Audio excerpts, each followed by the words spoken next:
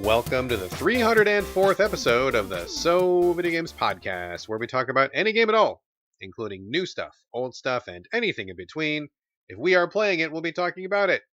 Today we are recording on October 2nd, 2022, and it's feeling spooky in here. Hey, my name is Brad Galloway. I am the editor of GameCritics.com, and I am 50% of this here show. With me is the man who loves a good smoky flavor, Carlos Rodella. If you mean smoke in the air around us, then I guess. That is absolutely what I mean. I can't even see my computer because it's so fucking smoky in here. Yeah, it can't be Halloween yet, like we talked about pre-podcast, because it's hot and smoky here in Washington.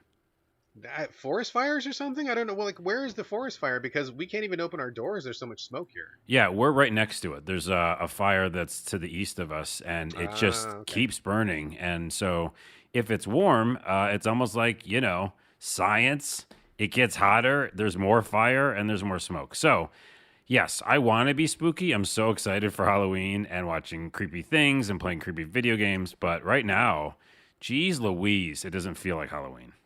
That is for sure. Speaking of which, I know we haven't really started the show yet, but it just occurred to me as we're doing our opening banter here, as we do. It is October. I didn't even really realize it until I read the opener. And I guess we should probably start talking about what we're going to do for, Spooktober or whatever we decide to do. I know that, like last year, I know that you played spooky games for sure. I think maybe I played like one or something, but we should maybe talk about that. Or maybe the listeners have a request for us to do something spooky this October. I don't know. You got any initial thoughts, Carlos? Well, I'd love to just do one whole episode of scary games. I mean, I think that's very easy because there's so many of them out there. Lots of them. So that should be the main thing, which is like we pick the day or whatever, like the podcast that gets closest to Halloween is. And we say, hey, that one is our spooktacular spookcast or whatever. That's a good idea. And so they will just be all either new or it can be older games too, scary games. But I would like to try to do new ones. Yeah. Well, that is a great idea. I think we roll with that. But I would put a challenge out to the listeners. I talk many times about my fear tolerance is real low, and I don't really play a lot of scary games, which is true. But I do want to celebrate Spooktober here. So what I would like to do is I would throw this out to the listeners. If you can name a somewhat spooky or Halloween related, October related, I don't know, anything, witchcraft, whatever, something that fits the theme, but number one is not fucking first person, because god damn it, I'm so tired of first person. And number two is not so dark that you can't see, because every time, Halloween games roll around, we get a lot of PR, and they're always like, here, play our Halloween game. And it's always a first person, super dark game in some abandoned location. And they're just all the same, dude. And I feel like people are more creative than that. So if anybody can think of like a spooky top-down game, a spooky puzzle game, a spooky platformer, I don't know, just something that's not a first-person fucking dark as hell game, please send that to me and I'll play those. And then Carlos, we can split those up. Or if you've got some that you want to play, maybe you're not as tired of the dark first person as I am, but I'm like over it, man. So I don't know, whatever we can find. I do like the dark, creepy third person a lot too. Sure. Which I feel like that's originated with me with Silent Hill and obviously Resident Evil and stuff like that. So I'm still into those. If you want to send me some of those, I like that. I'm not over the first person, but at the same time, I'm definitely over the, which is funny because it's all about, that's how horror movies are, but the underpowered, protagonist. That you basically just have to hide the whole game. Like, I don't want to just hide the whole game. There's a lot of hiding games. What is the game that came out? It was a while ago, and it got really bad reviews, but they made a sequel to it. It's a third-person horror game. I think it's on Game Pass right now, even. And I've heard a lot of people say that if you don't pay attention to the title of it, it's actually a really good game. And gosh darn it to heck, it was by the guy. It was one of the Resident Evil guys. Was it Shinji Mikami? No, that's not right. One of the Resident Evil guys made at Tango Works. He made a horror game, and the first one had bosses that were like almost invincible, and people hated it. And then the second one, no one paid attention to, but it's really. I'm gonna look it up. Yeah, look it up. I don't know. God dang it. Well, we'll do that for sure, and yeah, we'll take listener ideas for scary games. That would be amazing. So, all right, excellent. We're off to a good, rousing start here. All right, folks, let's just jump right into housekeeping. Starting things off as we do. Carlos and I share a virtual living space divided down the middle with a strip of duct tape. That's right, it is the housekeeping segment. I've got a lot of stuff this week, like an unusual and fairly unhealthy amount this week. Whoa. What do you got, Carlos? I only have a few little boxes. One that's a kind of a bigger box when you open it up, even though it looks like it's little from the outside. It's an optical illusion. is the box that says E3 is returning next year. Oh, I saw that. Yes, yes, yes. In person, I should clarify, at the LA Convention Center. So I don't know about you, but I definitely think I'll probably go. I definitely been wanting to go for a while because they're going to do business days like the old school days, which I guess I don't know if they did before they closed it down, but basically like June 13th through 15th will just be business days, which is old school games press. It's been a while since that happened. Yeah, publishers and stuff like that. So, and then general public will still be allowed to go in 2 days after that. So, 15th and 16th, I think.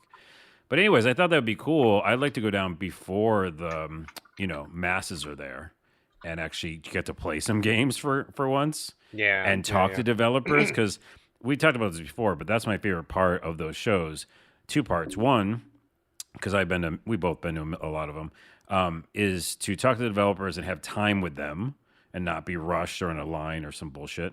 And also to meet other people that are in the industry. We have see a lot. You know what I mean? Right. And actually get to see them in person. So, so I might go back down for that.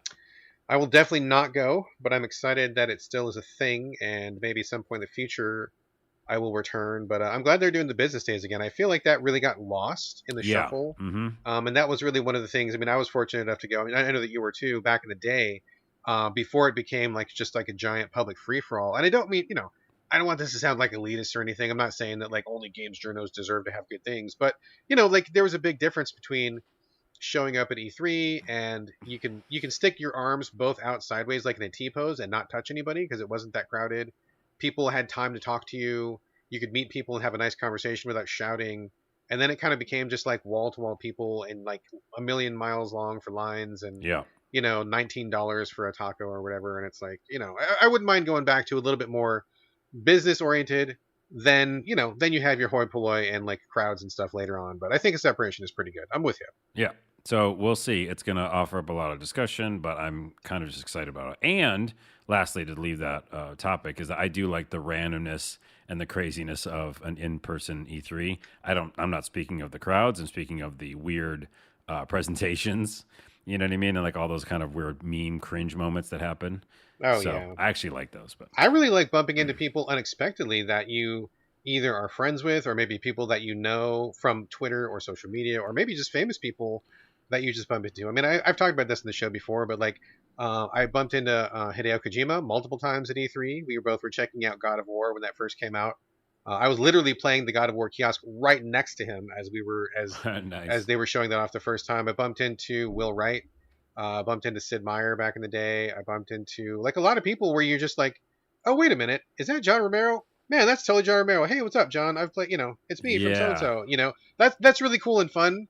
And, I feel like it's kind of a neat opportunity that really only happens at E3. So, dude, to that point, that's how I met. I don't know if it's E3 or GDC, but it's essentially the same type of thing, like a tech show, game show, where you have the time to talk to people and the space to actually see them. Yeah. But one of the shows I met Richard Gere at, which is idol That's of huge. mine of That's huge. Ultima.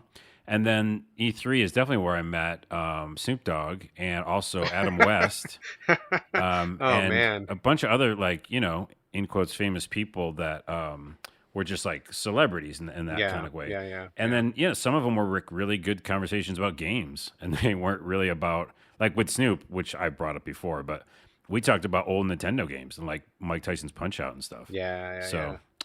Anyways, I told you it was a bigger box inside. Yeah. I gotta just say this before we leave the topic. I forget to mention this, but when I bumped into Will Wright, I bumped into him on the game floor, and he was just walking around, and I'm like, "Oh, hey, excuse me, are you Will Wright?" And he's like, "Oh yeah, hi, yeah, my name's Will.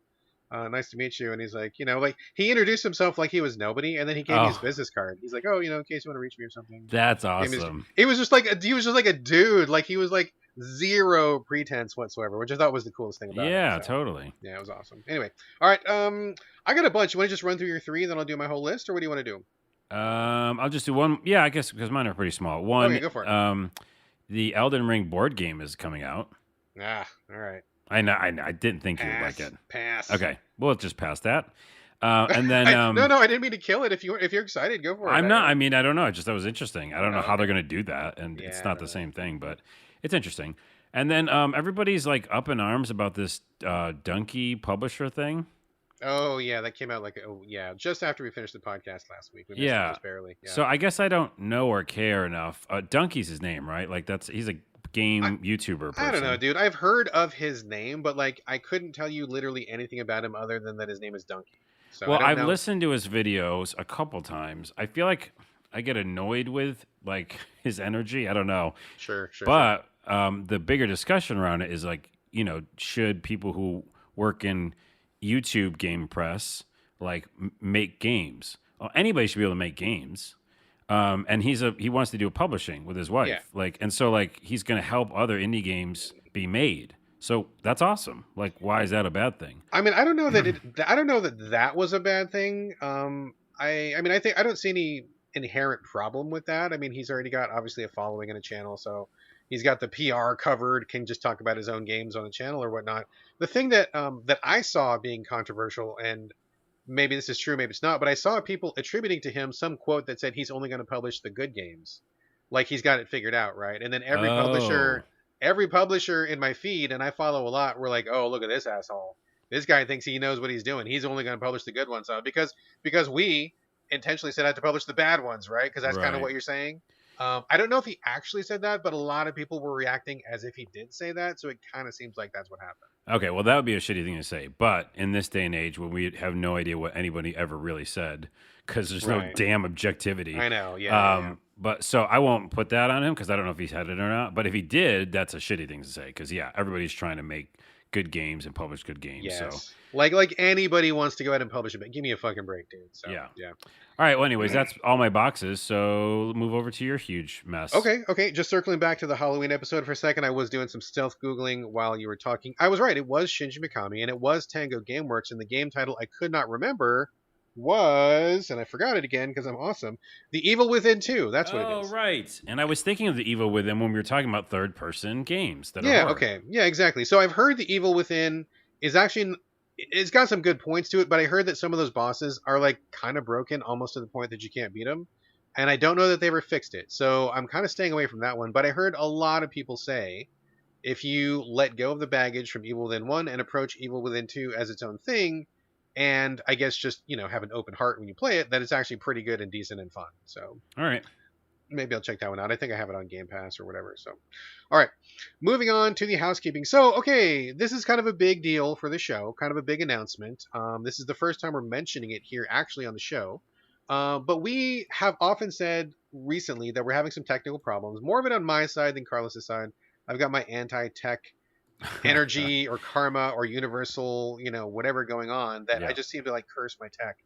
That was really kicking in for me this week. Boy, I tell you what. But the bottom line is, my computer is really, really old, and we have lost a couple shows recently. You may recall when I was doing my solo show, when Carlos was off doing his sex tour of Southeast Asia. I did a one-man show, and I lost the entire show because my computer crashed, and I had to redo the entire show by myself. Prior to that, Carlos and I lost a show because of, again, a crash on my side, and so we had to redo that whole show. That ended up being like the speedcast because we went through it so fast because we just had to we had limited time and had it covered again. I don't want to do any more crashes, and I just need a better computer. The computer I have is, I think, more than 10 years old. Oh, So jeez. yeah, it's pretty old. I mean, I don't want to tell you what version of Windows I'm on, but it's Window. It's just window. It's a It's just window. window. Yeah. So I desperately need a new computer, and a couple bucks would be great for that. I need a new microphone because Carlos and I have been discussing behind the scenes. Just the microphone I have right now is not quite cutting it. It's not quite sounding as nice as we would like it to. And Carlos needs like an external hard drive to do some data storage. So we put up a GoFundMe. We don't want to do a Patreon. That was something we discussed. We ruled against it for various reasons, and Yeah, not ongoing. We just want like yeah, not just a ongoing. little bit of smidge of help here. Just like a one-time purchase to help get us over the edge for this tech stuff. So if you could go to GoFundMe, put in So Video Games, give us a couple bucks, that would be great. I mean, I feel kind of even bad even asking for it, and we do this show because we like it, not because we're in this for profit or because we're trying to, do anything like that. But I mean, the fact is, tech costs some money, and we are now up to, this is what, episode 304. So 304 episodes, nothing behind a paywall, never asking for a dollar. And in fact, we know we're hosted at GameCritics.com. At GameCritics.com, we have zero advertising. We We haven't had any advertising for probably like the last, I don't know, maybe 7 or 8 years. So it's 100% free. Podcast is 100% free. We do this because we love it. But if we could get just a couple bucks, $1, $5, $10, anything you can spare, and if you can't spare it, that's totally fine. I get that things are hard all over. It's hard everywhere. So, don't feel bad if you can't contribute. But if you do have a couple of dollars that you could kick our way and you like the show, you listen to the show, we would just really, really, really appreciate it. We've had a number of people contribute to the GoFundMe so far because we did talk about it on Twitter first and Instagram as well. And we've had a couple like really big donations. I'm going to give a shout out in a minute to the people who donated, but so far we have earned enough money to get Carlos the hard drive, and we have earned enough money to get the microphone. So that's awesome. That's two big wins so far. I'm very excited about that, and thank you everybody who donated. I'm going to read your names in a second. But we still have a couple bucks to go for that computer, which I really, really could use because window is not cutting it. I need at least one more window in this thing. At least one more. At least one more window. I hear they're up to like 12 or 11, and I've got one. So I have, what do I have, 11 windows? I think I have 11 windows, yeah. Okay, I definitely do not have 11 windows. I don't have that many at all. But let me give a quick shout out to the people who have donated so far. We've had some really great donations as well. So thank you very much to Andy Robertson of the Taming Gaming Family Gaming Database. Andy is a longtime friend, longtime supporter. He's awesome. Jason Cacho of the Mercury News in the Bay Area. Jason is an awesome dude. I got to hang out with him during Dragon Age release. I think we were both at the pre-release for that. And he's a great guy. Also just had a baby, so congratulations again on the baby. Big thank you to Ryan Nally, Christopher Urquhart, Travis Lowe, Rock Breathnatch, and I apologize if I'm not pronouncing that right. That was my best attempt. I do apologize if I mangled that. Jeremy Fowler, good man, Jeremy Fowler, longtime listener, Lelena. We all know Lelena. Yeah. A couple of anonymous folks, so did not want to be named, but thank you very much for donating. And S.J. Easton, thank you very much. So all these people were super, super generous. They all gave a ton and have already bought us 2 of the 3 things we need. We just need that computer, and I think we're set for another decade. It's been basically a decade since I've upgraded my tech, so I feel like I could get this new tech going for another, like once a decade. I feel like is not too bad for like a GoFundMe. So I don't feel too bad about that. Yeah. So once again, go to GoFundMe.com. Check out So Videogames. You'll see it in our Twitter feed here and there. And if you could donate a couple bucks, that would be great. And if you can't, no big deal. But if you can, we'd love you. And also, thanks again to everybody who already did that. Absolutely. And donated, because basically you'll be able to hear the results of your donations like really fast. Because once we get that microphone going, for me, I'm like a super audio, like, I don't know, specialized ears that can hear everything.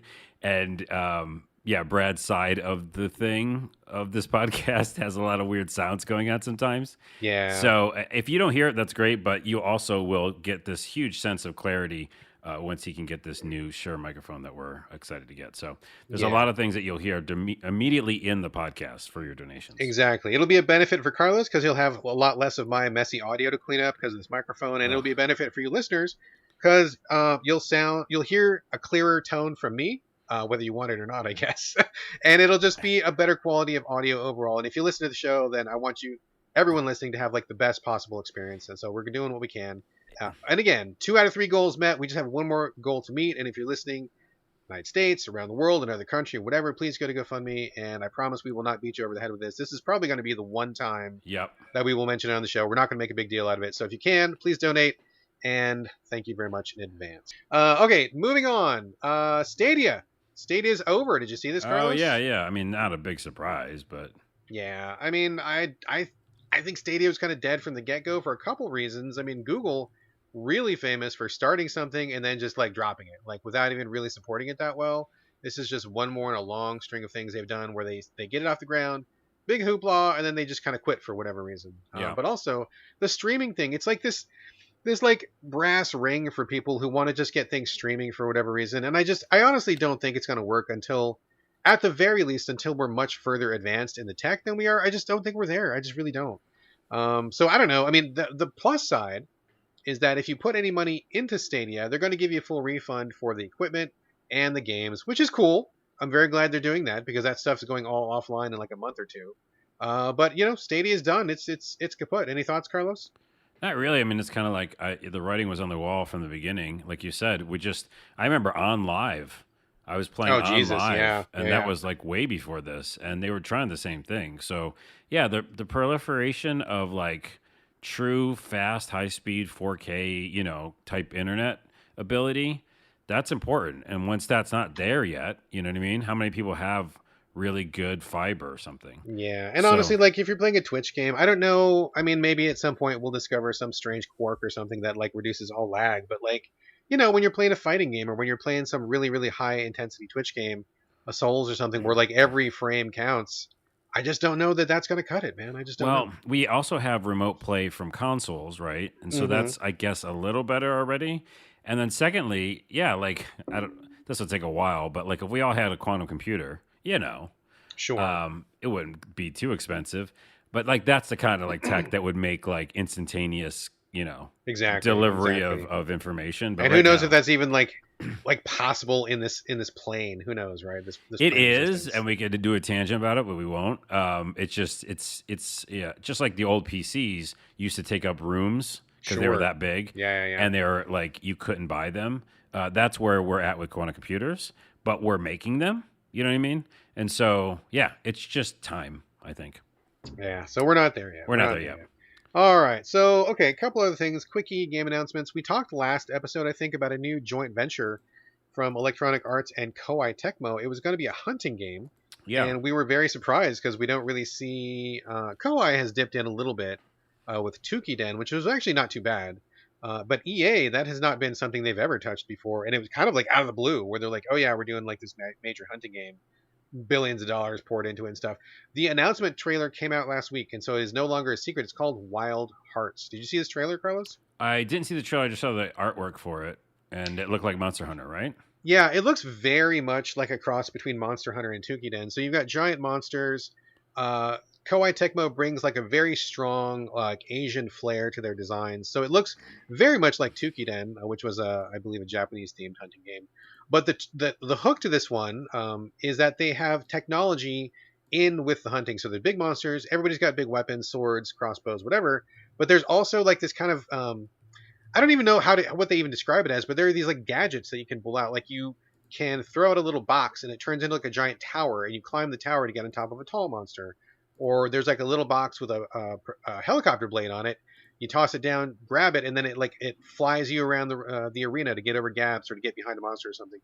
There's like a giant crossbow. You like throw this box, it pops up in this giant crossbow. So they want you to kind of use these technological things to supplement your hunting in addition to just hacking and slashing. It looks pretty cool. Like I think the production values are already looking pretty through the roof, and I know that Koei Tecmo, they know a thing or two about both hunting and just like combat games in general. And EA has infinite pockets, so I'm guessing. I mean, I'm still wondering why they're doing it, but it looks pretty badass so far. I mean, I'm Yeah. kind of interested. Yeah, I mean, again, I'm not the biggest Monster Hunter fan, so that part is working against it for me. But I'm interested in them taking chances on something new, a new style like this. So Yeah. I'll All follow it. right. We'll see. We'll see. Further game announcements. Grounded, the game that is on Xbox Game Pass. I forget who it comes from. It's from a studio that we like, and his name escapes me. Oh my Is it from goodness, Obsidian? Obsidian. Yeah, yeah, yeah, Obsidian, yeah. yeah. It's the one. It's kind of like Honey, I Shrunk the Kids, the game, where you're a person who's teeny tiny. You're in a yard, and the grass is huge, and the bugs are huge, and you're trying to survive in I don't know someone's backyard or front yard or whatever. It finally hit a 1.0 release just a couple days ago. It's been in beta. I want to say more than a year, maybe even 2 years. It's been in beta for a long time. They've been adding features, tweaking it, taking feedback, etc., etc. But it's now finally in a 1.0. They say it is quote unquote finished. I mean, I'm sure they're going to tweak it, whatever. But like, you can start the campaign. It actually has an ending. You can roll credits. You can go from A to Z on this game, and that's kind of what I was waiting for. So I'm happy that it's finally there. It's been quite a while. It's been a long time coming, but I'm kind of excited to finally crack it. So you're gonna jump in then? I think I probably will. I think because we are an Xbox house, we had to choose between Xbox and PlayStation. We went Xbox this generation, and this seems like something that would appeal to my wife and to my kid, and so we can team up on that if we like to. I think there's also like single player aspect to it. This seems like something we could all just like have a family experience with, so I'm definitely going to check it out. And Yeah, yeah, plus, Honey, I Shrunk the Kids is just like iconic, pretty cool thing in general. So yeah. It definitely has that like family feel to it. So yeah, that's yeah. why, of course, I won't be playing it, but I recommend it to all families out there. There we go. One more game announcement and then a couple of bits and bobs here. So there's a game called Chaos Head Noah, which is a latest entry in a long-running series that has been going on the Switch, and it's also on PC. It's an anime, kind of a sci-fi visual novel sort of series. Steins Gate, I believe, is like the initial point for that, and it kind of spiraled out into like several other offshoots and games. I've heard a lot about it, and I've heard a lot of people in my feed say they really like it, but I haven't cracked it yet. Um, so anyway, the latest game is called Chaos Head Noah. It's coming out on Switch and it's also coming out on PC, except it's now canceled for PC.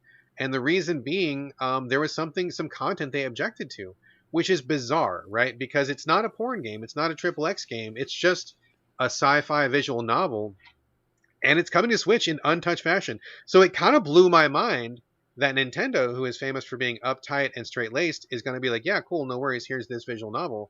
And Steam, who has a jillion porno games on their store, is like, no, no, no, we're not selling this one. And that was weird to me. So I asked a couple people. I talked to Operation Rainfall actually, and I was talking to them on Twitter. They know a lot about this kind of stuff, and they were saying if a game is categorized as being 18 plus, that means basically all rules are off, more or less, on Steam. But if something is categorized as being a teen game, similar to how it was rated on the Switch, way more stipulations. And so unless the publisher was willing to change it to an 18 plus, Steam was going to refuse to release it. So okay, so that just something seems fishy here, because yeah, like you said, there's just way more intense, over the top stuff on Steam than on Switch. So that doesn't make sense. And Switch has been more relaxed lately. You know what I they mean? have, yeah, they really have. Which is kind of weird too. And I don't understand this. I think it's a technicality. I bet you it's just some sort of technicality, like you said, some sort of classification issue. Yeah. And it's not really about the content. I can't see, because it's a visual novel. I'm looking at it. It's nothing. Yeah. It doesn't seem very, yeah. I mean, I almost wonder, I mean, Steam has been kind of tight-lipped about it, but I almost wonder if it has to do with maybe another country, because, Steam's an international platform and their ratings apply to other countries, and some are more reserved than others. I wonder if there's something about it that's fine in Japan and maybe even fine here in America, since it's being released on Switch in America. But, maybe Germany or something, or maybe Australia or something is like, no, no, no, we can't have X or something. I wonder if it's an international issue, but we don't know. Like we just don't know. They have not been saying anything about it, other than the fact that it is full on canceled. So if you do want to play Chaos Head Noah and you're in the States, you're going to have to play it on Switch. All right. There we go. Speaking of Switch, this is a little bit of a weird tidbit, but Carlos, there's something that's been really, really bothering me about the Switch. I'm sure that you probably haven't had the same problem. But my problem is that my Switch wish list in the store is full. Oh, I don't have that problem. I didn't think you had that problem. No. Yeah, it's fucking annoying, dude, because I go into the Switch wish list and I tag anything that I think I'm going to play at any point ever. And I wait for a sale. Switch games go on sale all the time. If you are a value conscious shopper, if you check your wish list once a week, I guarantee you half the shit that you want to buy is on sale that week. I've gotten some incredible deals. I mean, I'm 90% off, 99% off, 80% off. I mean, as long as you wait for those deals, you can get those games for a fraction of the cost. And so I have a million games on my wish list, and I never hit an upper limit until 2 weeks ago. 400. 400 is the limit you can have on your wish list. Whoa. So okay, so hold on, though. Yeah. Maybe buy some of them off your wish list? Oh, dude. I mean, I don't mean to brag or anything, but I've got over 1,000 games in my Switch library. So you are buying them off the I wish buy list. games, yeah. And you're also wish listing them. Okay. Yeah, Man, you are a Nintendo Switch fanatic. I mean, when you can get them for 90% off, why not, right? I often buy Switch games for like $1 or less, dude. It's like, why not, right? Yeah. So you go to my library, it's over 1,000 games, and I've got 400 in the wish list. But so it's like now when I want to wish list one, I got to take one off, and it's like, well, I'm not going to buy it right now, so I guess goodbye to that game. You're never going to get my 99 cents. But it's frustrating. But I feel like this is maybe a Switch limitation, because I noticed the bigger my wish list got, the slower my Switch runs when I'm in the store. It chugs really slow. Wait, that doesn't make any sense. It's like bookmarks. That means that I have to have a limit on my bookmarks. I mean, I agree with you, dude. It doesn't make sense, and that's why I kind of feel like there's something. Switch missed a trick somehow, because you can bookmark a million things and your system runs fine like on other consoles. I've never hit an upper limit on the Xbox. I have not hit an upper limit on the PS5, but man, like I hit 400 and my Switch just chugs and chugs and chugs. It's so Although bad. remember, you do have weird tech demons in all of your devices. That is true. That So is it could true. also be a wish list monster I that's mean, it's very attacking. possible. Could be demons from another dimension ruining my gaming experience. It's very possible. So there's that. If anybody from Nintendo is listening, number one, please stop making the Switch chug when it hits 400. And number two, I would like to actually wish list more than 400. I mean, maybe that sounds crazy to some people, but like, there's more games than that I would like to play. Just So, make it unlimited. There's no reason not to make it unlimited. I don't right? understand. It's not a real bookmark. You don't need to actually make a bookmark. It's just a thing, an electronic widget. So anyway, speaking of backlogs, I'm curious about your opinion on this, and this is my last piece of housekeeping here. So I don't know about you, Carlos, but I suspect you probably have a pretty sizable backlog. Yeah, although I think I mentioned this a couple episodes ago, PlayStation recently gives you this new make a collection, Yes, yes, yes. which is nice, and then I can actually make a collection out of like my games that I own or the backlog that I want to play. Like, say I've downloaded them or bought them and I still haven't played them yet. So but when I went did that, and I said, I was like, there's so many that I don't really want to play anymore. So my backlog got a little bit reduced when I actually went in and kind of created it. So it's not massive, really. Well, what about if you count? So like PlayStation 5, Xbox, PC. I know you're not big on Switch, but like of all the systems that you've played, I mean, do you keep like a big running backlog of all your stuff, or just whatever you're playing right now? I don't, but I know where you're going because I Yes. actually was supposed to write this down my show notes and I forgot to. So I'm glad you're bringing it up. Yeah, yeah. I wish I had some sort of system, maybe on an online platform or database that I could keep all my backlog games in as I'm Oh, rubbing yeah. my chin. Yeah, you're mentioning what is it? Backlogged is what it's called. Backlogged, yeah. Backlog. I've heard people Lelena mention that mentioned it. before. Yeah, Lelena mentioned it. I haven't done that just because. I mean, honestly, if I looked at the backlog of stuff I have, it's too much. I mean, I barely play anything on PC, but I do buy cheap Steam sales games sometimes. I've got games on PC. I've got PlayStation 1 games I haven't gotten to. I've got PlayStation 2 games I haven't gotten to. I've got fucking Saturn games I haven't gotten to, right? So like if you look at it from that perspective, my backlog is like I will not get to those games. I just won't. There's not enough time in the human lifespan to get to all the games that I have racked up, right? And so I kind of was talking about this on Twitter a little bit. I think I'm coming up with a new backlog strategy. So like anything I haven't gotten to by now, I think I'm just going to let it go. But my new backlog thing will be I keep a list of all the games I played during the year. We talked about this a couple shows ago. I think at the current count, I'm up to like 215 games for the year so far. Yep. And you're pretty much neck and neck with me on that, I'm sure. Yep. So on this particular list I'm keeping of all the games I played in the year 2022, I color code them a little bit. And like if I finish one, I'll mark it as a yellow. I know I finished it. And if I mark it green, that means I liked it, but I didn't have time to finish it, and I would like to get back to it. So I think my new backlog is going to be, what did I play in 2022 that I didn't finish that I would like to go back to, and whatever that list is, at this point it's probably like maybe 10 or 15 games. That's my backlog, and I'm not going to Okay. address anything from the past. Yeah. I'm not gonna dig out my Game Boy games that I never got to. Not gonna dig out the PS1. I gotta just let it go because life goes on, right? So I Yeah. think that's my new backlog. Is like I'm gonna keep a rolling yearly backlog, and that's gonna be it. Just like no more than like 1 year in the past. That's a really good idea. And also, I thought you were like building to the fact that we were going to mention backlogged with two G's, the application. Nah, But we're I mean not. that's a good idea, but I don't think I will. It's a good idea. But so how are you then tracking those color coding things? You just making up your own little It is spreadsheet thing? it is just a little Word document I keep because it's just a straight up just list of games. Pretty Okay. simple. I'm pretty old school But like you that. could use backlog too, like for You that could. purpose. Yeah, I absolutely could. And but I only have window, right? I don't. You I only have have one window. That's right. Backlog So I needs gotta- at least two windows. At least 2 windows. Well, no, that's a good point because so two things. One, what Lelena brought up with like having some software which is backlogged, which is cool, with two G's backlogged, and also what you're just saying to do kind of goes together. I might actually do both of the things you guys just Yeah, suggested. now we're talking about it. Maybe I will too. You know what I mean? Like I'll just use that software to do what you're saying. Yeah. Actually, I'm going to do it after this podcast because that's a very important thing to do.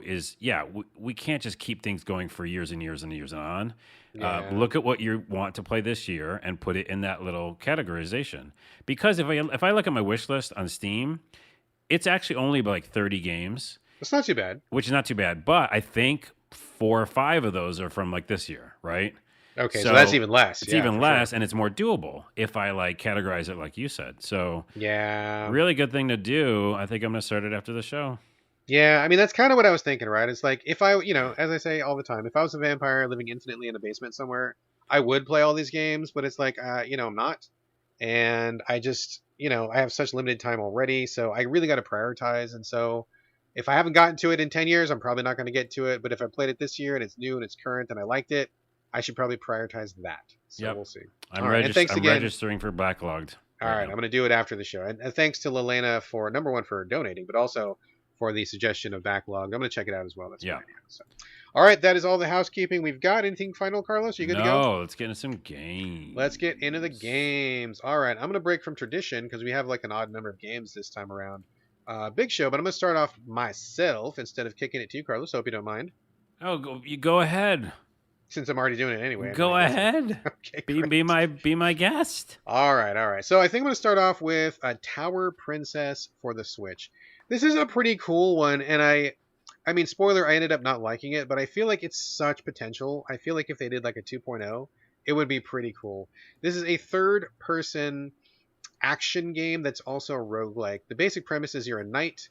There are 6 princesses that are trapped in a giant castle, and you need to rescue them all before going up against the final dragon who is behind it all. Action-y, adventure-y, platformy. I've heard people kind of describe it as like Souls-like combat, and bruh, this ain't it. This is not it. It's just kind of a hack and slash. You dodge, you swing your sword, that kind of thing. So it's very basic combat, but it's okay. Like it's not bad.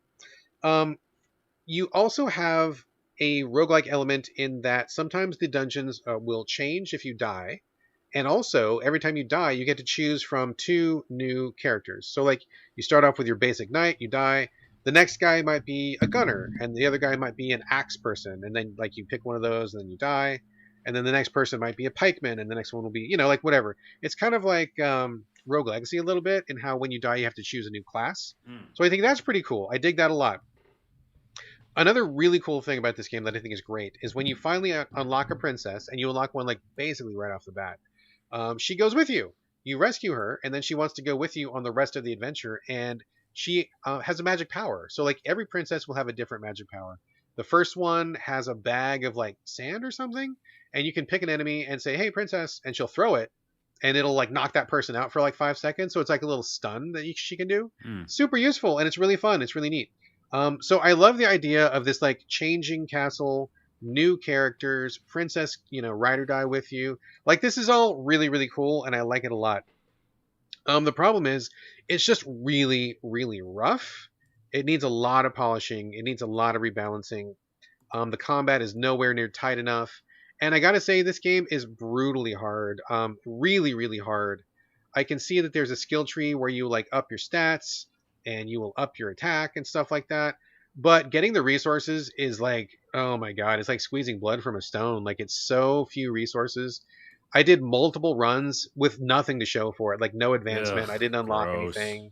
Yeah, and it's like if it was something like Rogue Legacy, and they're not direct comparisons, but I think it's good in the sense of Rogue Legacy is something we talked about recently, and it's a game where even if you do a really bad run, you always get a couple bucks, or you get a new item, or like you get something that it doesn't feel totally bad.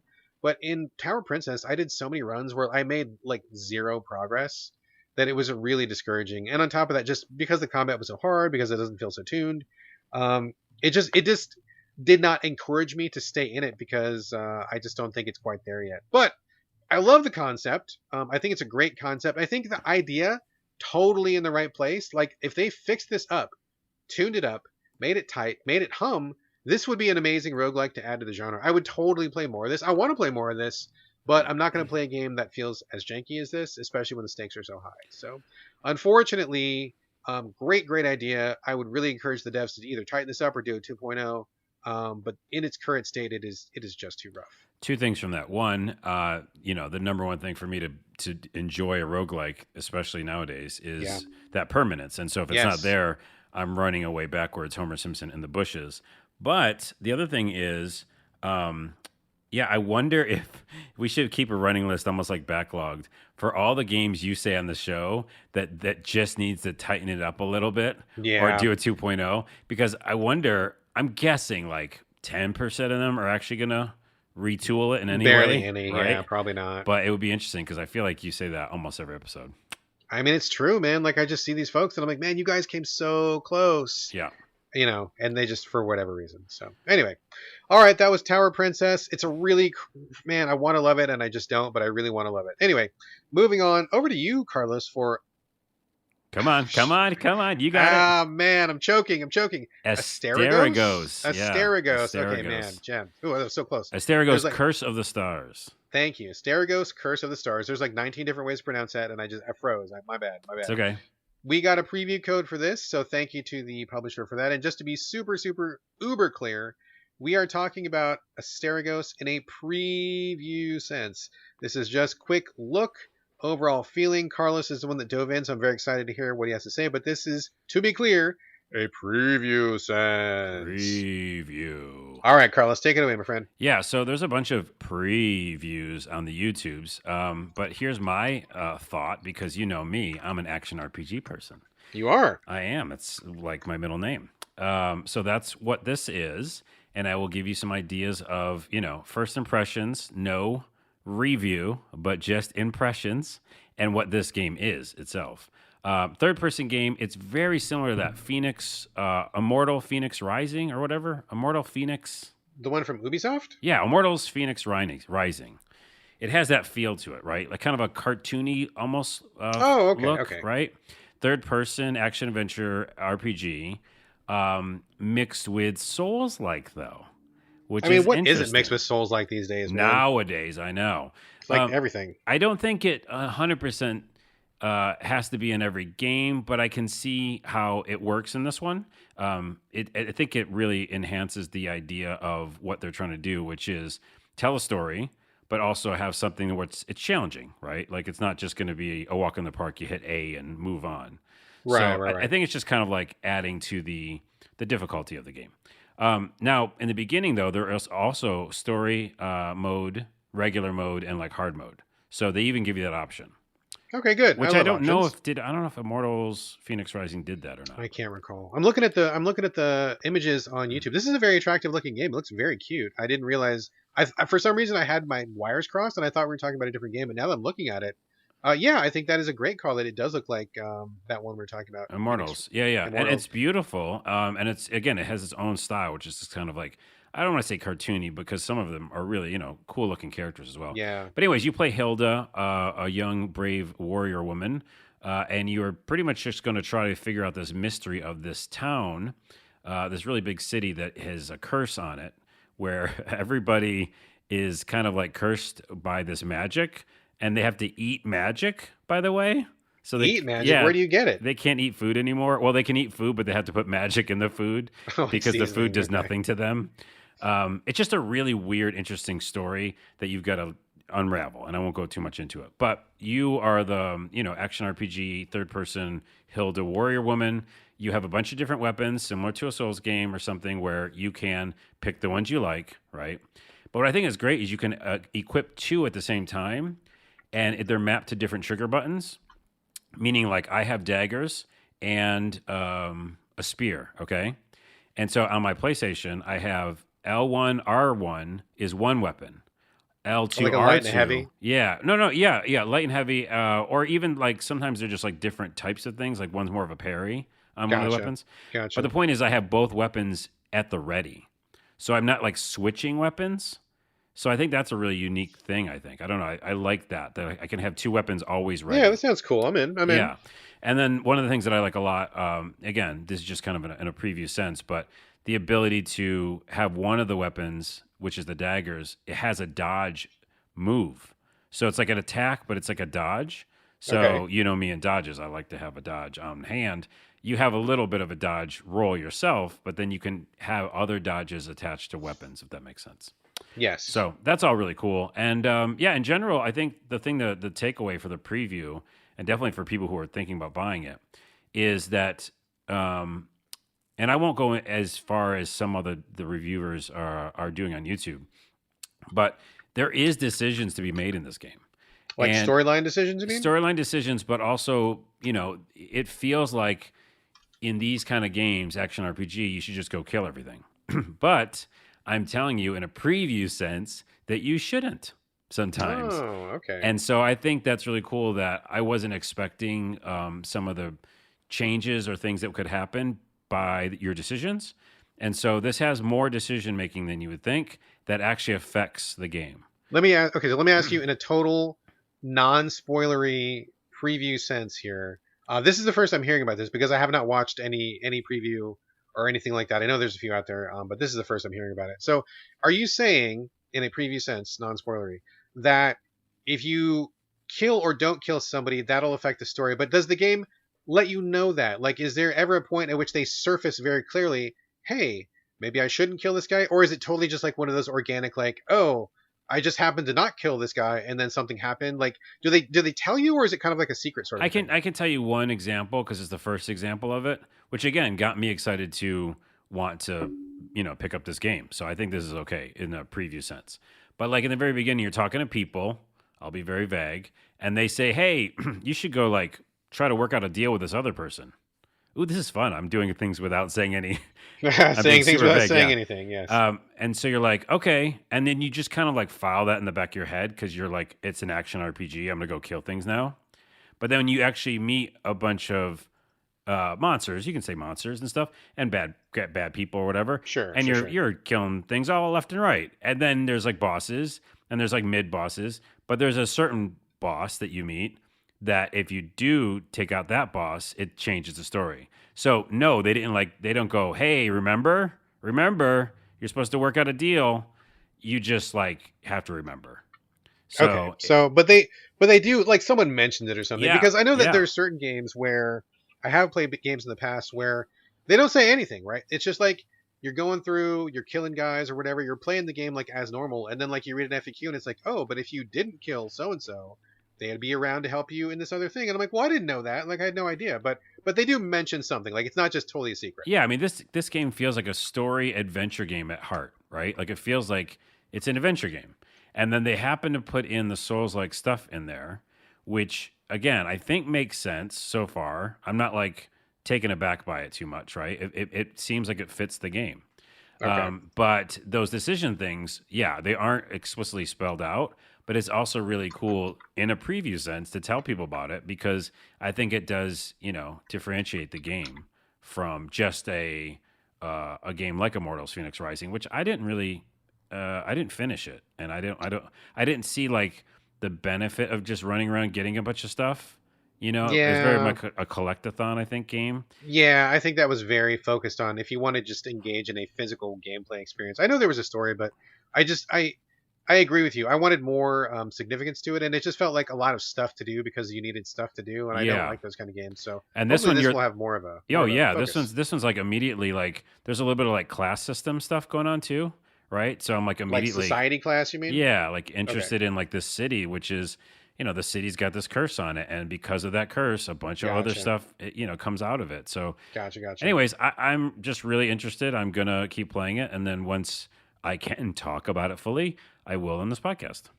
Excellent, excellent. Yeah, I think I don't have the information in front of me, but I think that maybe by next week we can talk about it. I'll double check that. Okay. Don't take my word on that, but we will talk about it in a full sense very soon. And this sounds interesting, so maybe I will see if I can get a hold of it, and maybe I can play it as well. We'll see. But sounds good. Sounds interesting so far. I love the way it looks. Check it out in the images on Google or whatever. It looks very colorful and beautiful. So Yeah, Asterigos, and I'm really excited to see what my last decision means for the rest of the game. all right, there we go. That was Asterigos Curse of the Stars preview sense. You're playing it where? PS5? PS5. All right, excellent, excellent. Let me talk for a minute about Wayward Strand, which I believe is on Game Pass right now, I think, or maybe Oh, it's I not. just saw it. Yeah, I was Is it on Game wondering about Pass? Am it. I right? I think so. I'm gonna double check. I think it is. This is a very interesting narrative game. I believe it's from Australia because the people have Australian accents, and I believe that the funding, some of it was from Australia. This is super interesting and original and very cool. The basic premise of the game, it's a 2D hand-drawn game, kind of a point-and-click narrative-based game. Most of the time you're talking to people. What this is you play a girl who is a young, I don't know, young teenager, 12 or something like that. She's going to work with her mom. Her mom is a nurse, and her mom she works on an airship. So like, there's a little bit of like magical realism going on here, like fantasy element. Mm. The nurse works on an airship, and the airship is a nursing home for old folks. So like you drive up to this dock, you go up this gondola up into the sky. There's a giant cool ass looking airship in the sky, and it's a nursing home, which is so weird and bizarre. Weird. Okay. So you go to the nursing home. Your mom's like, "Okay, dear, I'm really busy. I need you to help me out this week." And your job is to simply keep the old folks company. That is your quest. Keep these old folks company. That's all you're doing. Sounds completely bonkers, right? I mean, I don't know that I've ever played a game like this before, but very interesting. I was like, okay, I mean, this is something I've certainly never had to do before. I'm definitely in. And what it ends up breaking down to be is like a whole bunch of folks. The airship has 3 floors, top, middle, bottom, and you can walk around wherever you want and just talk to whoever you like. And the people have their own schedules, and sometimes they're in the room, sometimes they're in like the cafeteria, sometimes they're in the dance floor or whatever. There's all these little locations. It's not a huge place, but there's plenty of places to go. And whoever you meet, you can just chat them up and be like, "Hey, I'm so and so, and what's your story, old person?" And they tell you their story, and you can ask them questions. And every time you talk to somebody, they get written down in your little notebook, and so you can ask other people about those people you've already met before. So like there's like this nurse that quit under mysterious circumstances, and so you can ask all the different people, well, what happened to that nurse? And then maybe they know something, maybe they don't, and maybe they know something that like leads you down this different path. Like there's this one lady who says she's trying to unravel something about a goat, and then this other guy knows a lot about the history of the ship, and you can ask like all these different narrative threads. Apparently the game takes about 3 or 4 hours to finish, and there's multiple paths through, so you can like ignore certain people and talk to these other people, and it'll have a totally different gameplay experience, which is really neat and cool. I love the graphics. They're hand-drawn graphics, very attractive, very cool and quaint looking. That's definitely a thumbs up. Premise is like a 10 out of 10. I mean, like nursing home in the sky on an airship, that's fucking awesome. I'm very interested in that, right? But why is there a butt coming? A huge butt, a really big butt, because here's what happened. I'm playing the game, right? It's on Xbox. I'm playing the game. I'm like, oh, this is cool, talking, chatting these people up. This is fun. I gotta go I gotta make dinner, right? So the wife is like, "Hey, I need some help with dinner." No problem. I'm trying to figure out how to save. I go to the save menu, and it's like, "Oh, if you exit the game now, you're going to lose any unsaved progress in this chapter." And I'm like, "Fuck, okay." I gotta walk around until I trigger like an autosave, right? So I walk around. I go to a different room, and then finally I see this little icon pop up in the corners, like a pencil or something. Flashes. I'm like, "Okay, cool. That's the autosave icon." Because that's what every game does these days, right? Yeah. So I see the pencil, pops up, it goes away. I'm like, okay, cool. Shut it off, help make dinner, blah, blah, blah. Come back, starting from fucking scratch. Not a thing got saved. And I'm like, what the hell? And I go back. I mean, I was 40, 45 minutes deep by that point, right? I talked to a lot of people. I go online, and literally every review is the save system sucks in this game. You got to play a whole chapter, which could be as long as an hour, right? You got to power through an hour. I didn't know that going in, and I'm not sure I would have even had an hour to begin with, because like I said, I was trying to play before dinner. But like, I've got a kid. I have sometimes emergency jobs that pop up that are real life, not game related. I have a wife who sometimes need me to help with dinner. Like, I've got responsibilities and shit, and sometimes something urgent comes in, I get a phone call or whatever. Sometimes I need to step away from my game, and like, I cannot play a game where I need to have 1 hour uninterrupted. I'm sure that is no big deal for some people, right? Like some people can play all day and that's fine. Some people have multiple hours, that's fine too. But for me in my life right now, I get interrupted a lot, and I need to be able to walk away from a game and come back to it. Yeah, but wait, where were you playing it on? Xbox. So couldn't you? What I do on PS5 all the time is I just go into rest mode. I mean, possibly. That's not my habit, because I usually get some glitches and bugs when that happens. I have bad experiences. Let's just real quick tangent, because I do play PlayStation more than Xbox. Yeah. And I literally, oh man, there's a clip on YouTube right now about me saying literally. My buddy called me out on it a podcast. It's literally, but I say literally. Did you even notice that? Oh yeah, but everybody pronounces it their own way. I just okay. Like whatever. He just called me out. Anyway, so I literally use rest mode every day. Every day. Really, man, I never use it. I don't. Like my goodness, like literally. Oh, now I just said it normally. If I'm playing, especially RPGs and things like that, yeah, I save it. I also kind of like just know that a lot of games don't have a lot of great save points, so it's just normal for me to go to rest mode. And I don't know, speaking highly of PlayStation, maybe again, but it's never broken.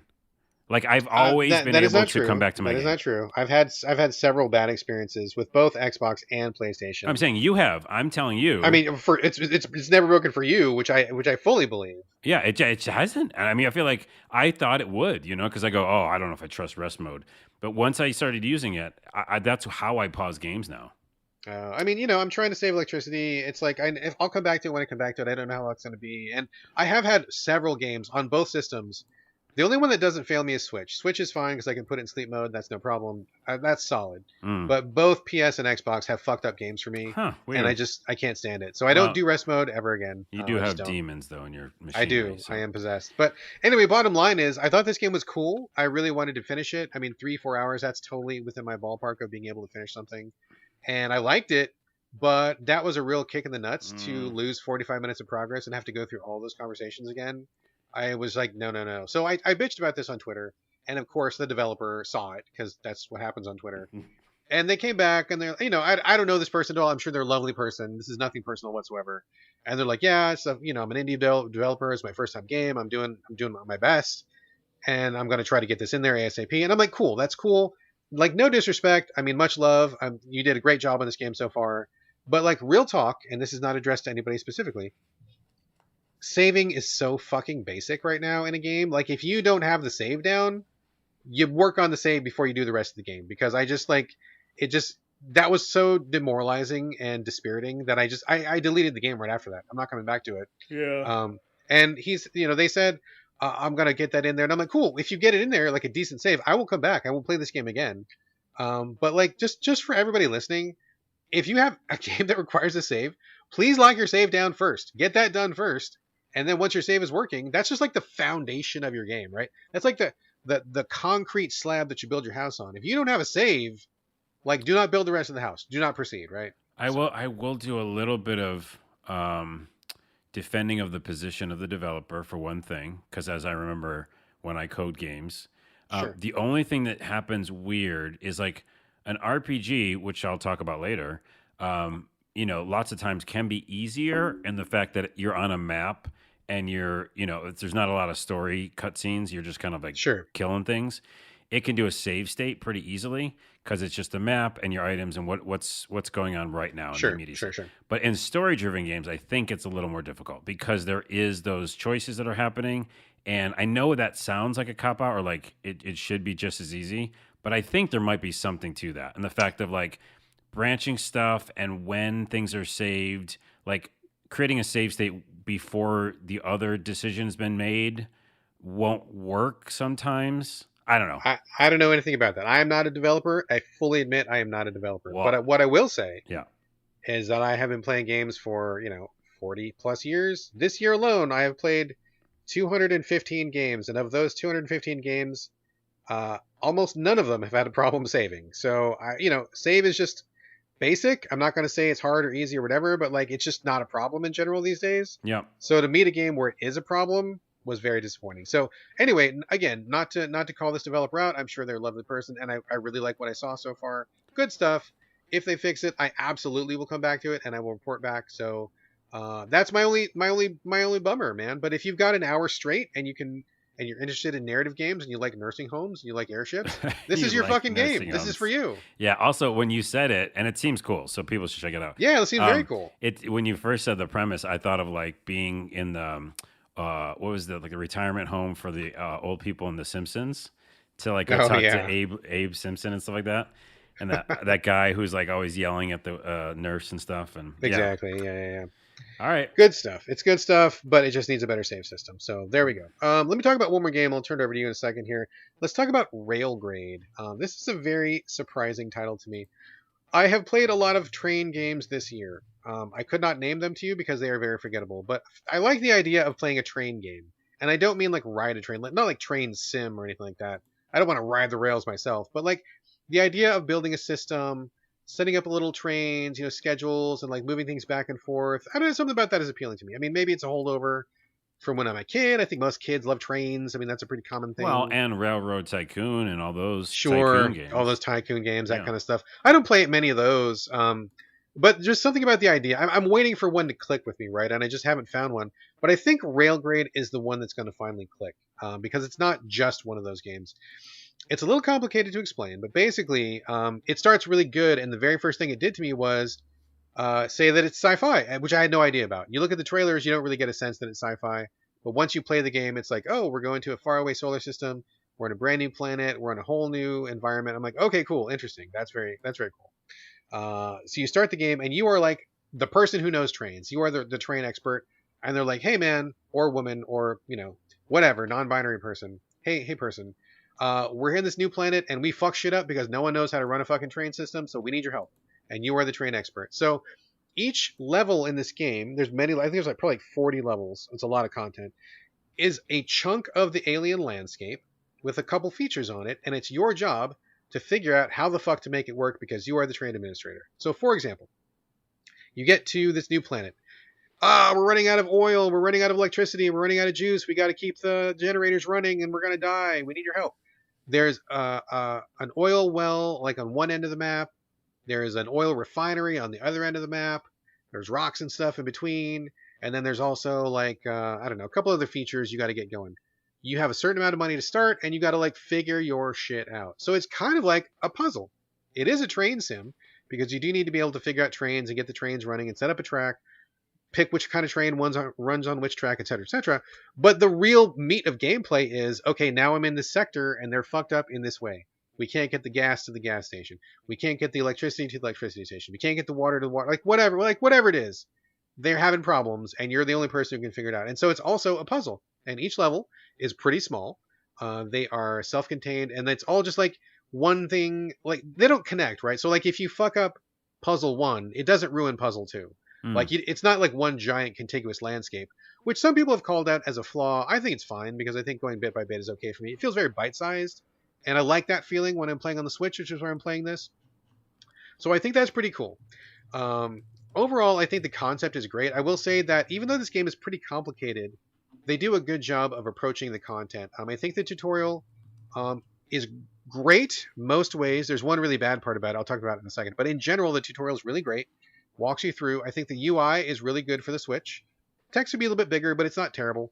And I feel like the menu system is pretty well laid out. All the buttons are labeled clearly, so you don't have to remember anything. And I feel like just kind of doing things is very intuitive. Laying track, it's green if it works, red if it doesn't. So you get a sense right away if you can do what you're trying to do. You can stop the trains. You can like move things around. You can change things at any point. So like this is all very good. It's kind of like a puzzle game with trains in space, and that to me like checks all my boxes. It's pretty fucking cool. I know, and also I'm amazed that it's okay on the Switch screen because I saw it's on the Epic Game Store. Yes, it is. So yes. it's a PC game as well. So on the PC, again, it looks like it'd be amazing because it fits that form factor of simulation. But you're Yes. saying it's still you can see everything good on the Switch. And I think that's entirely due to the bite-sized nature of design, right? If this was a giant train sim, like a train tycoon where you've got like you're going from coast to coast or something, it totally wouldn't work. Right. But I think that because it's such bite-sized pieces, it totally makes it work. Now, I will say I have looked at the PC version. Of course, it looks better. Of course, it's probably a little bit more intuitive with a mouse and keyboard or whatever. Like that. I mean, it's obviously made for a PC, and right now it is Epic Game Store exclusive. Yeah. But God, it's pretty fucking decent on the Switch, dude. Like I actually don't really have any problems with it. It runs at a good clip. It's not bogged down. It's not slow or laggy. I feel like the controls make sense. The UI makes sense. Like flipping between the menus makes sense. It handles like really well. I mean, it could be a little bit bigger, but it's on the handheld, so whatever. Not a big deal. But I'm getting a very satisfying experience out of it, and I like it in that sense for sure. I think the key other takeaway for me is is that sci-fi element. Yeah. Because I just looked at some of the pictures and stuff like that in the videos. But yeah, like there's like little robot people around too. There are, yeah. And so it's like you do that and you already have me in a little bit, or I think people who like maybe weren't thinking about just playing a train simulator, but yeah, sci-fi, giving you a little bit of a story backlog or whatever, or back idea. I can't say the word I'm thinking of. Background, yeah. Why can't I think of the word background? I don't know. Well, yeah, it seems cool. It's very good. So overall, this is like a big win. I really like this one a lot. I'm kind of surprised at how great it is. I just have a couple of little issues with it. I think there are certain details that I feel like are very key, but maybe got glossed over a little bit in the tutorial. For example, very often something will happen during a level that you have to like react to. And I know I don't want to get in the weeds too much, but basically there comes a point in the game where you need to figure out how to get one train to go left on a track and one train to go right on the same track. Like the train branches out, like in a Y shape, right? And one train's got to go left, one train's got to go right. It took me a long time to figure out how to do that, and they talked about it in the tutorial, but I feel like it wasn't really well covered. So maybe that was me. But like little details like that, I feel like could be a little bit clearer. To be fair, you do have a point in the game where you get to choose levels, so maybe I just chose the wrong level. Maybe I didn't choose the level that taught that lesson. I don't know, but small detail. I figured it out pretty well, and that was okay. The only other drag that I have about this is there are completion states. You can get like an all the way up to an S rank, and the S rank, every time you finish a level, it'll give you these coupons, and you can use these coupons to get better tech that lasts the entire game. So, for example, you can save up 5 coupons from playing a level well, and you buy the oil station upgrade so that it produces oil faster, it holds more oil, so you have to do less train trips, and ultimately like more efficient, right? So like you want to get these coupons, you want to upgrade all your shit because that's just what games do. I mean, you want to do this. And the thing that is a drag to me, and this is again a very minor drag, is that when you go back to the earlier levels, let's say I got like a C instead of an S or something, you have to go through the tutorial in that level as you play rather than just play the level. Like I've already been through the level tutorial for level 2 once. I know what you're going to say. I know what I need to do.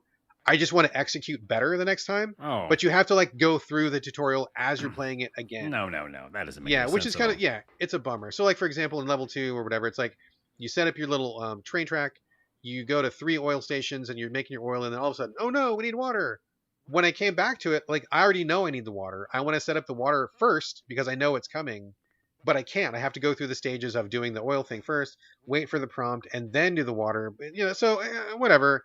It's not a big deal, and it's probably not going to be a problem for future levels. But like when I want to perfect all the early levels, it's a drag to have to go through the tutorials again. But again, small potatoes. Overall, Railgrade I think is fucking awesome. I really like it. Trains plus sim plus management plus puzzle plus sci-fi, bite size, runs on the Switch. It's probably amazing on the Epic Store, but it's totally great on the Switch. This is a big thumbs up. It's a win for me. Check it Check it out. out. All right, Railgrade. Okay, Railgrade. yesterday I was on Twitter randomly, as I am, Mm-hmm. checking things out, and I saw this strange game come across my feed, and I'm like, of course, when I see a strange game like this, what's the first thing I think of? Me. Carlos. That's right. I saw this game come across called Weird RPG, and immediately I'm like, I gotta tell Carlos about this right now. And so I tagged you into that feed, and I sent you a DM, and I guess you checked it out. Is that what we're talking about right now? We are. Literally, my reply was like downloading. Downloading dot dot dot. Yeah, I mean anything that's RPG, but also you call something a weird RPG, I'm in.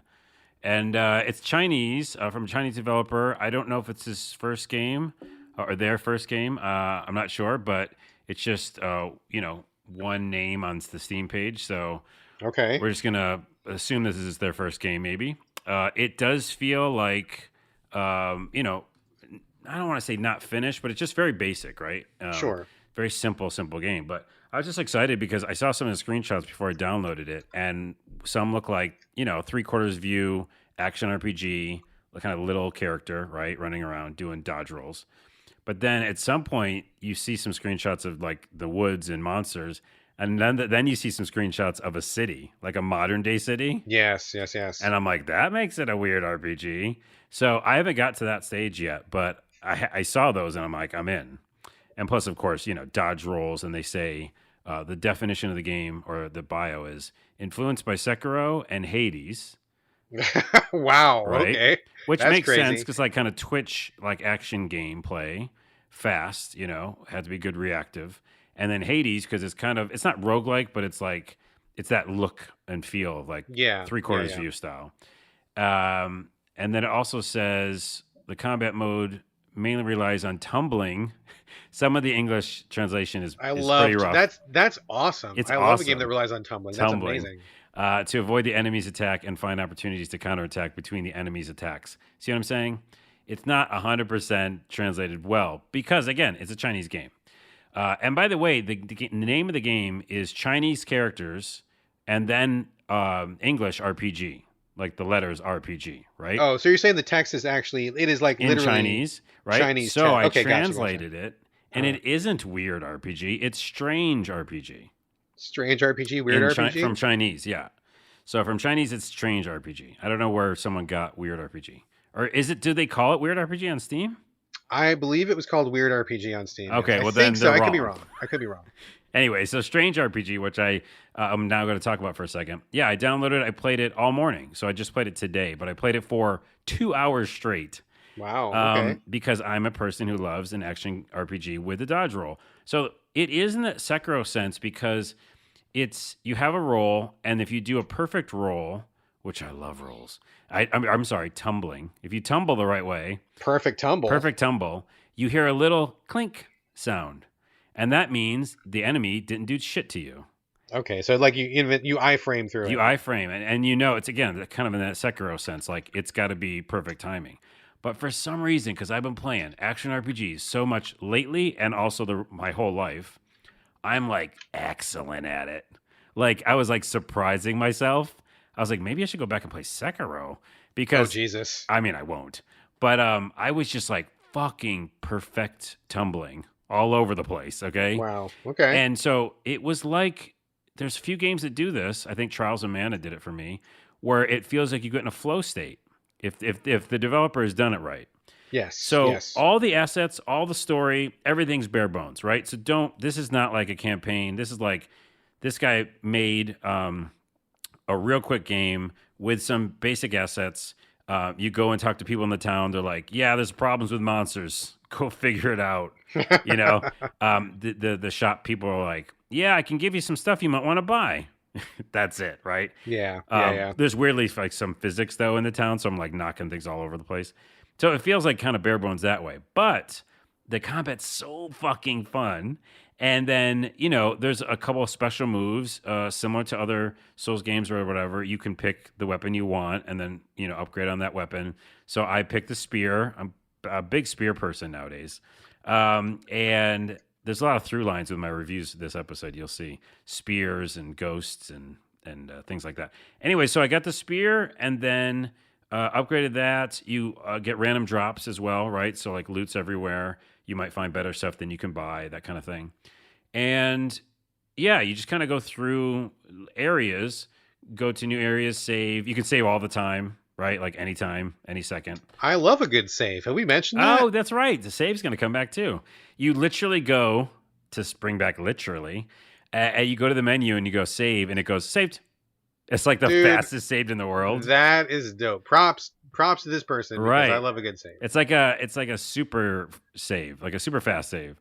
And then so everything's fast. Like I go right back to the action. I'm killing people, dodging, perfect dodging. There's bosses. I took out every boss I've found so far, like with ease. I'm like, and it's like hard. It's not like an easy game. It's like they're really hard, and there's a lot of life bar. But I'm just really connecting with the combat so well. So I really enjoy this game. It's super bare bones. I'm excited to get to the new stages because right now it's just like you're in a weird RPG town, right? And go fight monsters in the forest. Yeah. And there's bandits and stuff like that. So, but to see the screenshots of it going to modern day, that's when it gets strange, I guess. I mean, this is bizarre, dude, because nothing of what you said was what I was expecting after seeing the screenshots of this. So it is double weird for me because I was expecting you to describe something entirely different, and now you're talking about like the dodge rolling and the combat, and it's kind of blowing my mind a little bit. So I definitely want to check this out a little bit more. I mean, this is absolutely strange. I mean, well named, perfect name. Yeah, it seems. Yeah. Well, and also I think it just kind of shows like where I'm at with action RPGs. Like I feel proud, and we'll talk about this actually on another game I'm going to talk about later. But I feel proud when I can I don't know, do well at a game that I enjoy. I don't know how to word this, but I mean, that makes sense. Sure. Because it's like I'm already enjoying the world. I know what it is. I don't like when I play a game and I'm enjoying the world and I like the role and I like the combat and then I suck or I feel like there's a cheap thing with enemies, right? Yeah. Or they just it's all development. Like they just do something that makes me feel bad. But this one's it keeps rewarding me for being in the flow state. And so I never want to stop playing. The combat just feels so fun. And it's really a testament to what gameplay can do in absence of story or other stuff. You know what I mean? Yeah, exactly. This could be a sandbox of me just going and killing dudes and monsters, and I would do it. But it's a little more than that because it's got some strangeness to it. So I really like it. I've upgraded my character. I'll play it more today. I think everybody should check it out. It's called Weird RPG on Steam. It's actually Strange RPG. And yeah, it's a weird thing, but I like it. But for people who want to find it on Steam, like if they, I want to make sure we get the name right because this Right. might not be an easy one to find. If they go to Steam and enter Weird RPG in the search, that's what comes up, right? Yeah, let me triple check because I don't want to get this wrong. I'm going to Twitter because that's where we talked about it. And Steam page now, and it's kanji and then RPG.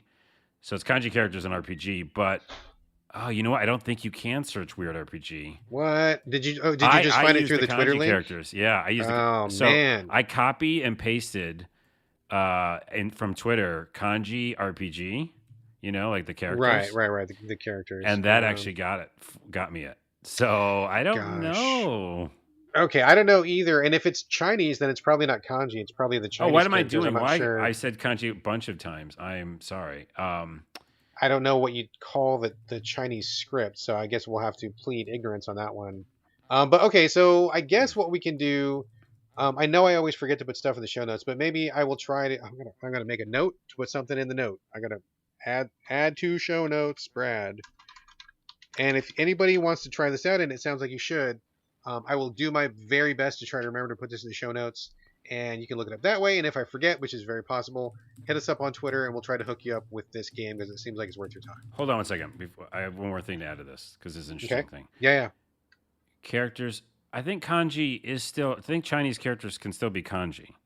I think I'm not wrong there. I don't know if that's true. I have no idea. I don't think think I so. think I don't know. I might be right. Chinese characters. Someone will correct us, I am sure. Okay, I think I may be right because there's Hanzi and there's kanji. It might be Hanzi. I'm sorry, but anyways, actually another translation for it, those characters is grotesque. Grotesque RPG? Yeah, weird or grotesque. So I think that's really funny. They got to nail it down, otherwise they're never gonna be, no one's gonna find it, man. You got to nail down your title. So we'll figure it out. We'll figure it out for people. All right, let me talk for a hot second about Mozart Requiem. Have you heard of this one? Probably not, huh? I did. I hear about all games. Okay, good. And so I saw it in a screenshot somewhere, and I forgot what I read about it. But go ahead and please illuminate. So, okay, I meant to look this up before the show, and as anybody who listens to the show regularly knows, we forget to do our research. I totally forgot. But basically, it looks like a really old game. I want to say it's even like a PS1 game, possibly. Maybe like early PS2. Really? Oh, I thought it was a new game. That's what I thought too, but as I'm playing it, I'm like, oh, this is actually really, really old feeling. And I did a quick scan around online, and I saw a lot of people complaining about this being a very old game that they were tricked into.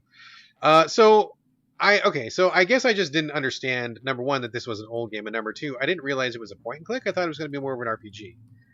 Because this game is kind of described as Mozart, the famous tune writing guy from back in the day, trying to solve problems in like Prague or something, and it had kind of like a period feel to it, and I figured, oh, okay, I'm going to be going around, maybe there's some RPG battles, maybe he uses music or something. I don't know, like, I took a quick scan and it just seemed like more of an RPG type game. But it is not. It is a point and click game. And it is an old school point and click game of the kind that I cannot stand. Oh, geez. So it's really old and just really, really clunky. And to be perfectly honest with you, I did not make it past the first room. That's how difficult I had a time with.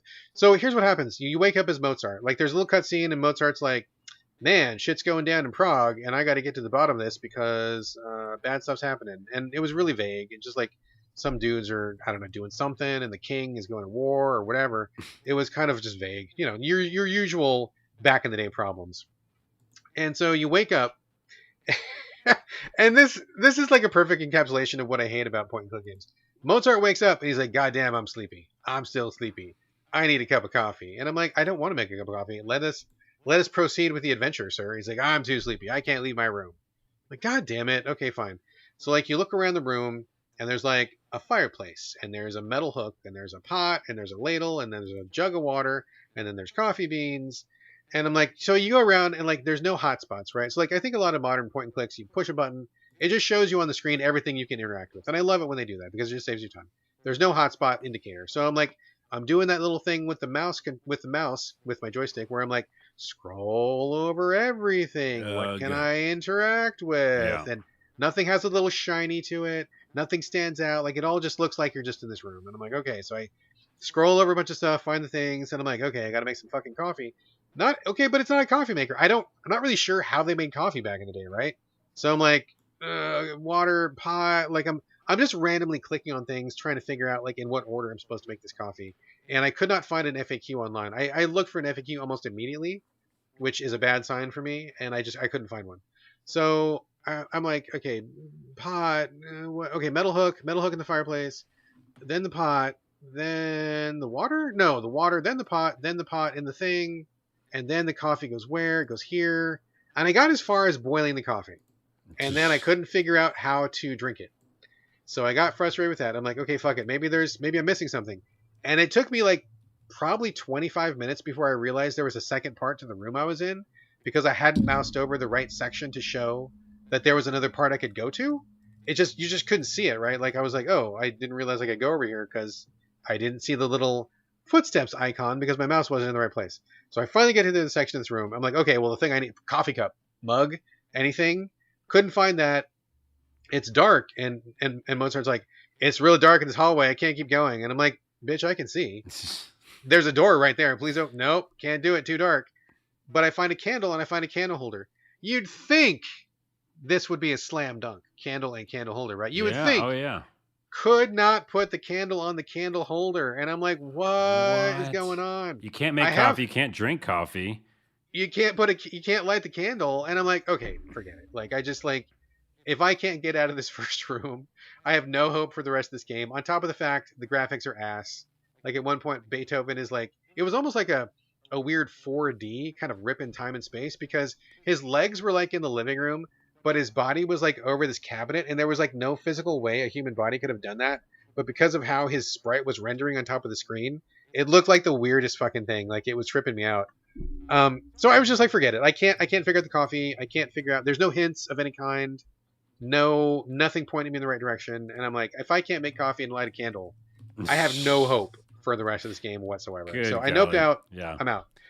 So that is a total fail for me. Really old school point and click of the kind that I don't like. But I will say, if anything I said sounds appealing to you, as in Mozart or candles or coffee or point and click, GS2 Games is publishing the retail boxed version of this game and the Steam version. So if you would like to purchase this game, I've been requested by the publisher who gave us a copy of this for the point of the show.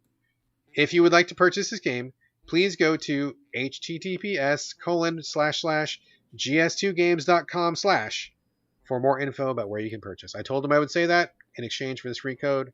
There we go. I fulfilled my end of the bargain. Okay. And I'm very disappointed because I really wanted to play a Mozart RPG. I know. It seems interesting. It's not a Mozart RPG. It is not. That'd be a different thing.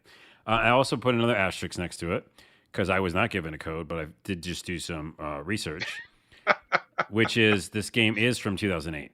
2008. I knew it had to be fucking old. So that's why it feels dated. I'm sure they upgraded some stuff, right? But it was originally released in France only. So that was the reason why it's being re-released. Okay, so like PC on France from 2008? Yeah, and then I think maybe they added some bells and whistles. I don't know when they upgraded it, but that's the skinny. That's the skinny. I mean, real talk, dude. Like, why would you choose this game to bring out now in the year of our Lord 2022? Well, I don't know. When there are so many other games, like it just seems kind of crazy. I mean, I guess if you got to do it for free or something, like if it cost you nothing to put it out, I guess. But yeah, boy, this seems like a real tough sell these days. So. Well, it just makes me want a Mozart Beethoven RPG now. I mean, there was one for 360. I forget what it's called. There was an actual JRPG that featured, I want to say it was Mozart. Oh, okay. Or maybe it was Beethoven. I get those guys mixed up. So. Well, anyway. And before we go back, just to go back to kanji, I was right. I don't know why I was second guessing myself. You made me second guess myself. I thought kanji was specifically Japanese only. No, so it's Chinese characters that the Japanese use, which is it is the kind of weird thing. But that's what the more complicated characters are. Like in Japan, they have hiragana and katakana, which is I knew that, everything, and the different versions there. But kanji is still used in Japan. So the Chinese script that's used in the writing of Japanese. So Okay. I am Well, there you go. correct. Thank you. Yeah, thank you for clarifying that up. That's amazing. Some Okay. kanji, then the words RPG. But of course, you have to know that kanji, which is, yeah. Exactly. Well, we learned something new. Right on. Yay. We did homework like 3 times on this episode so Oh, far. exhausting. All right. Well, so much for Mozart Requiem. Let's move on to you and hopefully a better experience. Outbound Ghost. Funny name, funny title. I like it. And this is something I know you've been excited about for a while. Full disclosure, though, I don't know really anything about this game other than there's a ghost and he's heading outbound. So what else is going on in He's this game? heading outbound. He's not going inbound. Outbound Ghost. Yeah, I watched kind of like the development of it on Twitter, which I think is a great place for this kind of stuff for indie games. I think we found out about Death Strange Trash. RPG. Strange Yeah, RPG. Death yeah, Trash. exactly. All these people from like indie devs just kind of showcasing like early work, which I think is a great place for it, you know? Oh, yeah, for sure. Here's some footage, whatever. And so I watched a lot of footage from this developer. Can you look up the name real quick? Yeah, I'll look it up. Sure. Yeah, you bet. And because, yeah, they were on Twitter and basically showing like, hey, I've been working on this game for like 8 years or something, like many, many years. And Jesus, that long? Oh my yeah, God. it was something like that. And it's like, it's finally coming out. So I would just want to, you know, let someone know about it and check it out. Because the style in the videos is very like shareable because it's a Paper Mario style. So it's 2D looking characters, right? But on a 3D plane. So Yes, I think yes. Paper Mario does that as well. It does, yes, you're Yeah. correct. And so it's that style, really cool looking. You are a ghost, and there's other ghosts as your NPC characters you're talking to. And I can tell you the story in a minute, but yeah, those visuals are really like arresting. And you're just like, wow, that's a really cool world they built. And it's an RPG. So turn-based RPG. So Excellent. So that's how I found out about it on Twitter. Just really enchanted by those visuals. And then we were lucky to get a code. And I definitely support, obviously, indie devs. So if there's any sort of DLC for this at some point, I'll check it out. But basically, it tells of a story of you as a ghost in the afterlife, in a town. You're in a town. But the town, the little kind of small villagey area, everybody in the town died. You don't know how, but they all died. And so there's all these ghosts hanging out. So you're one of the ghosts, and you're trying to figure out maybe what's going on. There's a detective ghost who thinks that you did it, by the way. And you're like, no, dude, I'm just here. I just got here. And so basically you're talking to other NPC ghosts, trying to figure out what happened in this town. Because, again, everybody in the town died. It's pretty intense. And then you're doing turn-based RPG combat. Is it similar to Paper Mario in that it's kind of like turn-based, but you also like hit B for extra damage or hit A to block? Like, is it like the active turn-based? Exactly. Yeah. Okay, So there's a gotcha. lot of similarities there. And I can kind of like hate or love that style, but they do a couple unique things here. So first off, you, at least as far as I've played, and I'm not sure if this is the whole game, but I don't think you, the ghost, actually fights. You have like little ghost companions that fight for you. Oh, so like you like have minions or something? Yeah, and then you got to find new like what are they called? Figments. There's like figments. No, I'm sorry. Your first one you get, your little kind of companion is called Regret, which I think it's funny because they tie all these things to like the story in a way. And then another thing I just unlocked was Camaraderie. So it was like 2 little characters. So it's an interesting take there. And then you're doing straight up turn-based combat where like attacks or skills. Some of the skills and different things you can get are tied to, the ghost that you're working with, right? Your companions. And then you can upgrade skills as well. There's some crafting. But yeah, the actual game moment, play-by-play style is you do the attack, they attack, etc. And so that's kind of it. It's pretty straightforward. There's also lock picking, which I thought was weird for ghosts, but You can't just fly through the lock, huh? I know. I was like, I'm a ghost. I didn't think I had to worry about locks. So I didn't like there being locks there. But yeah, and then there's the active time meter thing, right? So it's like if you get it right in the middle, it'll do more damage, etc. You can miss if it gets on the sides. But each different skills have a different movement of that meter. Does that make sense? So like it's not the same meter every time, like a different meter. Yeah, different style. So like the little things going left to right slowly, that's a normal attack. Then for like a special skill, it goes like super slow, then fast, then super slow, then fast. and so you have to time it with that one. Gotcha. Sure, sure, And sure. then you can actually create these little kind of upgrades that can turn off the meter. And you're like, fuck it, I don't want to deal with that, right? And they're like uses, so you can't just do it all the time, right? Oh, you can't just permanently turn it Yeah, off. but you can like build those, you can craft those, and So maybe you want to do that for a boss battle where you want to make sure you don't miss your attacks or right, something. or just Okay. like getting ready for like you don't want there's like a tough area where there's a bunch of monsters, and you just kind of Gotcha. make sure to get Gotcha. through it. So Okay. I've been creating a lot of those, and you do again find lockpicks. So I'm not really in love with the lockpicking thing, but that's everywhere. And then as you traverse the landscape, my only kind of con is I wish I could jump, but they built the landscape so that you have to go certain ways, if that makes Can't you sense. just fly? You're a ghost, man. I know these are some limiting ghost things you can't do as a ghost, but like you have to like go along and hide in the shadows or hide in bushes. And then if the path is like if it goes up a little bit in an incline, then you can go that way. But if there's a wall, you can't. Mm. So there's definitely like blockage in the map that I'm not a fan of. Yeah. Because Yeah. I just feel like I want to be freeforming as a ghost and jump at least or fly a little bit, but it doesn't really change the gameplay in any way for me, but it would be nice to have. Other than that, yeah, I think it's cute and the story's kind of fun. I mean, it's getting into some deeper things than I thought it would kind of pretty quickly. And it's also just kind of talking about the human condition, like the kind of like little companions you have.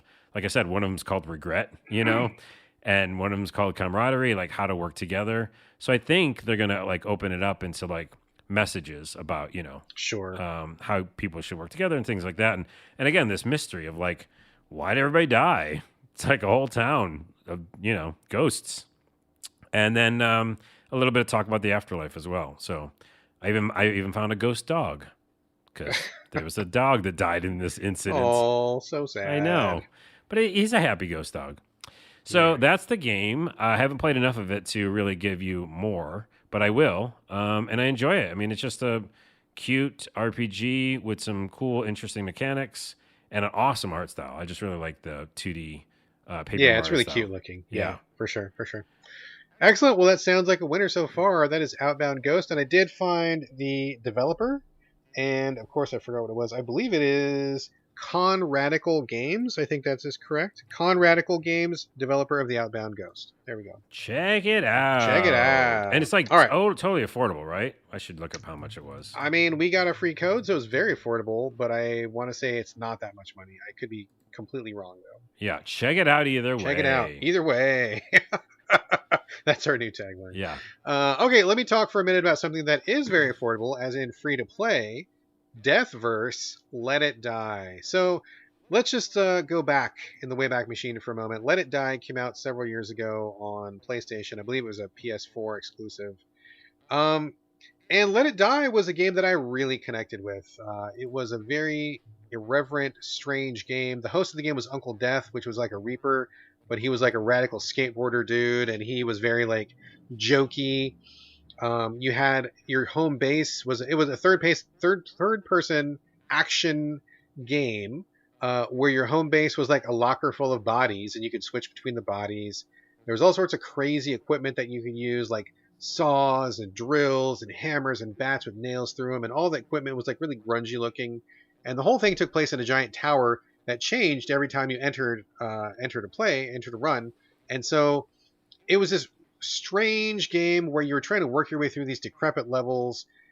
Every costume was weird. Every enemy was weird. Just really strange. A lot of grinding for materials. But man, that game hooked me like really hard. My wife too. We both got like super into that game. We both finished it after like I want to say like probably 200 hours or something like that. Yeah, you like talked about it on many episodes. Oh, dude, I loved Let It Die so much. I just like it. Just for whatever reason, it just like every box was checked for me, and it just all came together really well. So Let It Die eventually withered away, and just it died with a whimper and not a bang, which is kind of a bummer. But whatever. I got 200 hours out of it. I can't really complain. But it's been kind of dormant for a while. I really thought they would do more DLC. I thought they would keep it going, kind of almost like a service game sort of thing, and they did for a while, but not like in a great way. It seemed like they had more success than they were expecting. And then when they were successful, they didn't know what to do. Like it felt like their post game was like non-existent, and so they kept throwing stuff into it that didn't work, like these weird collection materials, like these weird upgrade things that just seemed kind of like a money suck. They had you fight tougher versions of older bosses that just weren't really very fun, and they just didn't have a good post game plan, which was terrible because I feel like they could have milked that for at least another, however long. I would have put another 200 hours in if I felt like it was worth it, but it just kind of died. Mm-hmm. Anyway, loved it. It went away. Haven't thought about it for a while, and then here comes Deathverse, Let It Die.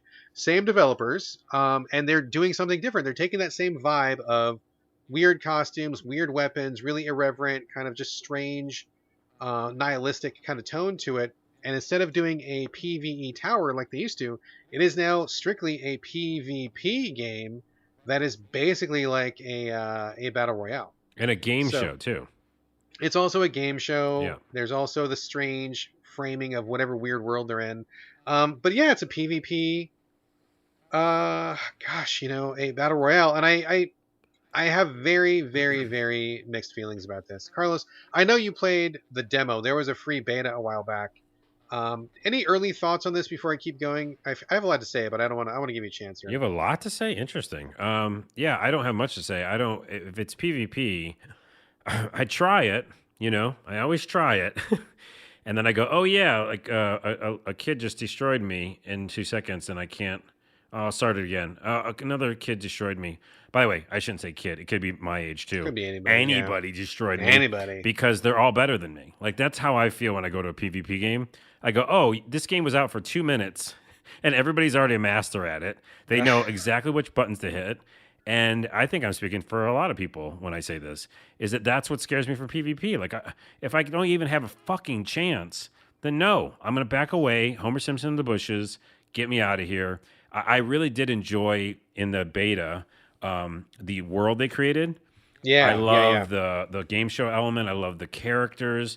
I wish to death it was a single player PvE kind of game. Totally. I would have been all over it, even if it was roguelike, because I'd like the style they did. And I enjoyed Let It Die, the original, but I just couldn't. There wasn't enough progression for me to stick with it. But either way, this one, as soon as I got into it and started feeling good about myself, because there's a tutorial. Yeah.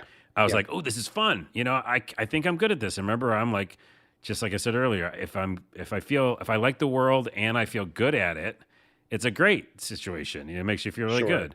So I in the tutorial, I was like kicking ass. I was like, holy shit, I'm good at this. And I get to the PvP game and I died. I mean, like I was able to do something like they do a good thing of like the map is varied enough and vertical enough.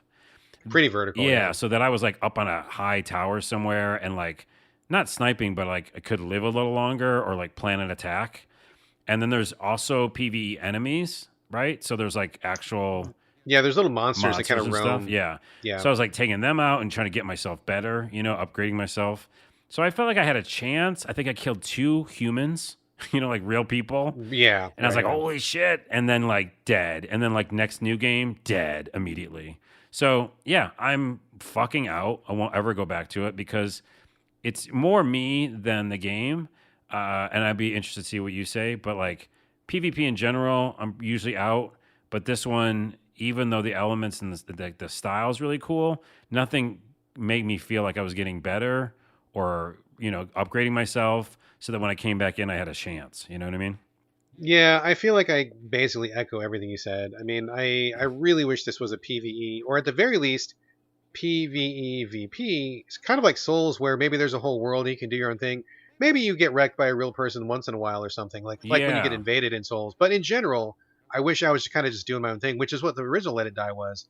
You were kind of just doing your own thing most of the time, which was great. I mean, I agree with you. I feel like so a couple things. I feel like the tuning of the combat is not great. And in the original Let It Die, it wasn't great either, but because you were playing PvE most of the time, it didn't really matter. Like, you didn't have to be too precise because you were just fighting, like, AI bots or whatever, and it was not a big deal, and it was fine. But I do not feel this game has the technical combat that would make it feel satisfying to me for PvP. Like, when we do PvP, I want it to be exact. I want things to do what I want them to do when I need them to do it, and I don't want to feel like I'm fighting the controls. And I feel like I'm constantly fighting the controls, which isn't a problem PvE, but when you're playing with other people, I want to dodge when I want to dodge. I want my shield to go up when I want my shield to go up. And I want, this game, what it feels like it boils down to is whoever gets the first hit in will stun lock the other person and just kind of knock them around a bunch, and that just doesn't feel very good. So I had some experiences where I got to like second place a bunch when I would get the drop on people, but then it was like I got the drop on them, I stun locked them in a combo, and then by that time they were pretty weak, so one or two more hits and they were out. But like that, or I would die in 5 seconds when someone got the drop on me and they would stun lock me, and just the whole like who gets the first hit in is not like a really great way No, to no. play a game. I also feel like people are getting good too fast. Like I got in like the minute it dropped. Like it was like I midnight know, right? on. Yeah. Yeah. It was like the midnight 2 days ago. I got in, played a couple times, whatever. I came back to it 2 days later, and I feel like everybody already has better armor. I think it's cosmetic, but at least it shows they've been playing more, and they got different weapons that they've unlocked. And I feel like they know the levels more than I do because I was getting like surprised and back attacked like all the time. Yep. And I'm like, okay, I feel like this game has already left me in the dust, and I don't really have any way to really get better other than to just power through. But it doesn't feel good enough for me to power through. There's a good point you just made though is the combat with PVE. That's why in the tutorial I was like, okay, but I was still like, oh, those iframes are a little off, or like, They are you know what I off. mean, like, Yeah. or like my roll like lasted too long or something. But in the PVE, it's okay. You can be okay with that. But like you said, once it gets to PvP, it's like just a timing thing. You're like, Yeah. who got it? It's like a dice roll, and you go, or it's not a dice roll. It's kind of a they've figured something out because they've been messing with it enough. I Right. hate that kind of thing. Yeah, it's a bummer because, like you said, I love the style. The style for me, and this is not a review, but the style is like a 10 out of 10. I love the style. I love the tone, the vibe, the sassiness of the host, like the whole nihilistic, like death game show sort of thing. Like, it's very cool. I love the way that looks. I love the costumes. I love the weapons. Like, they're like buzzsaws that turns into a skateboard and like Hmm. a punchy glove thing that does like an electric shocker thing. And like, it's cool. Like, I love it. It's very cool. And I want to like get more skins and I want to run around and do stuff. But when it gets to the gameplay, I just feel like I'm just not going to play it because I get killed too quickly. It feels bad when you get killed in 2 seconds. I don't feel like um, the skill ceiling is very high because I feel like the mechanics of the game hold it back because it feels janky. And I feel like they took a wrong turn. I really wish they would have done more PvE. I would be in like hardcore. I could play this game for a long time PvE just like I did with the first Let It Die. But with PvP, it's like, I mean, no, not really. I don't think I'm in. So it's disappointing. I know that there's more stuff coming on the way. They said there's going to be special game modes. I mean, I hope they take some of this feedback and maybe there's some PvE stuff coming up. I don't know. But in the current PvP state, I think I am out. I will use this moment to also say that I'm out, but also to say, as a tangent for these devs or any other devs, and also a moment of silence, which I'll have in a minute, for Scavengers, Oh the game that you yeah, played and that I bummer. was a part I of a little loved bit. I loved what I played of that Right. game. Moment of silence. Here it is.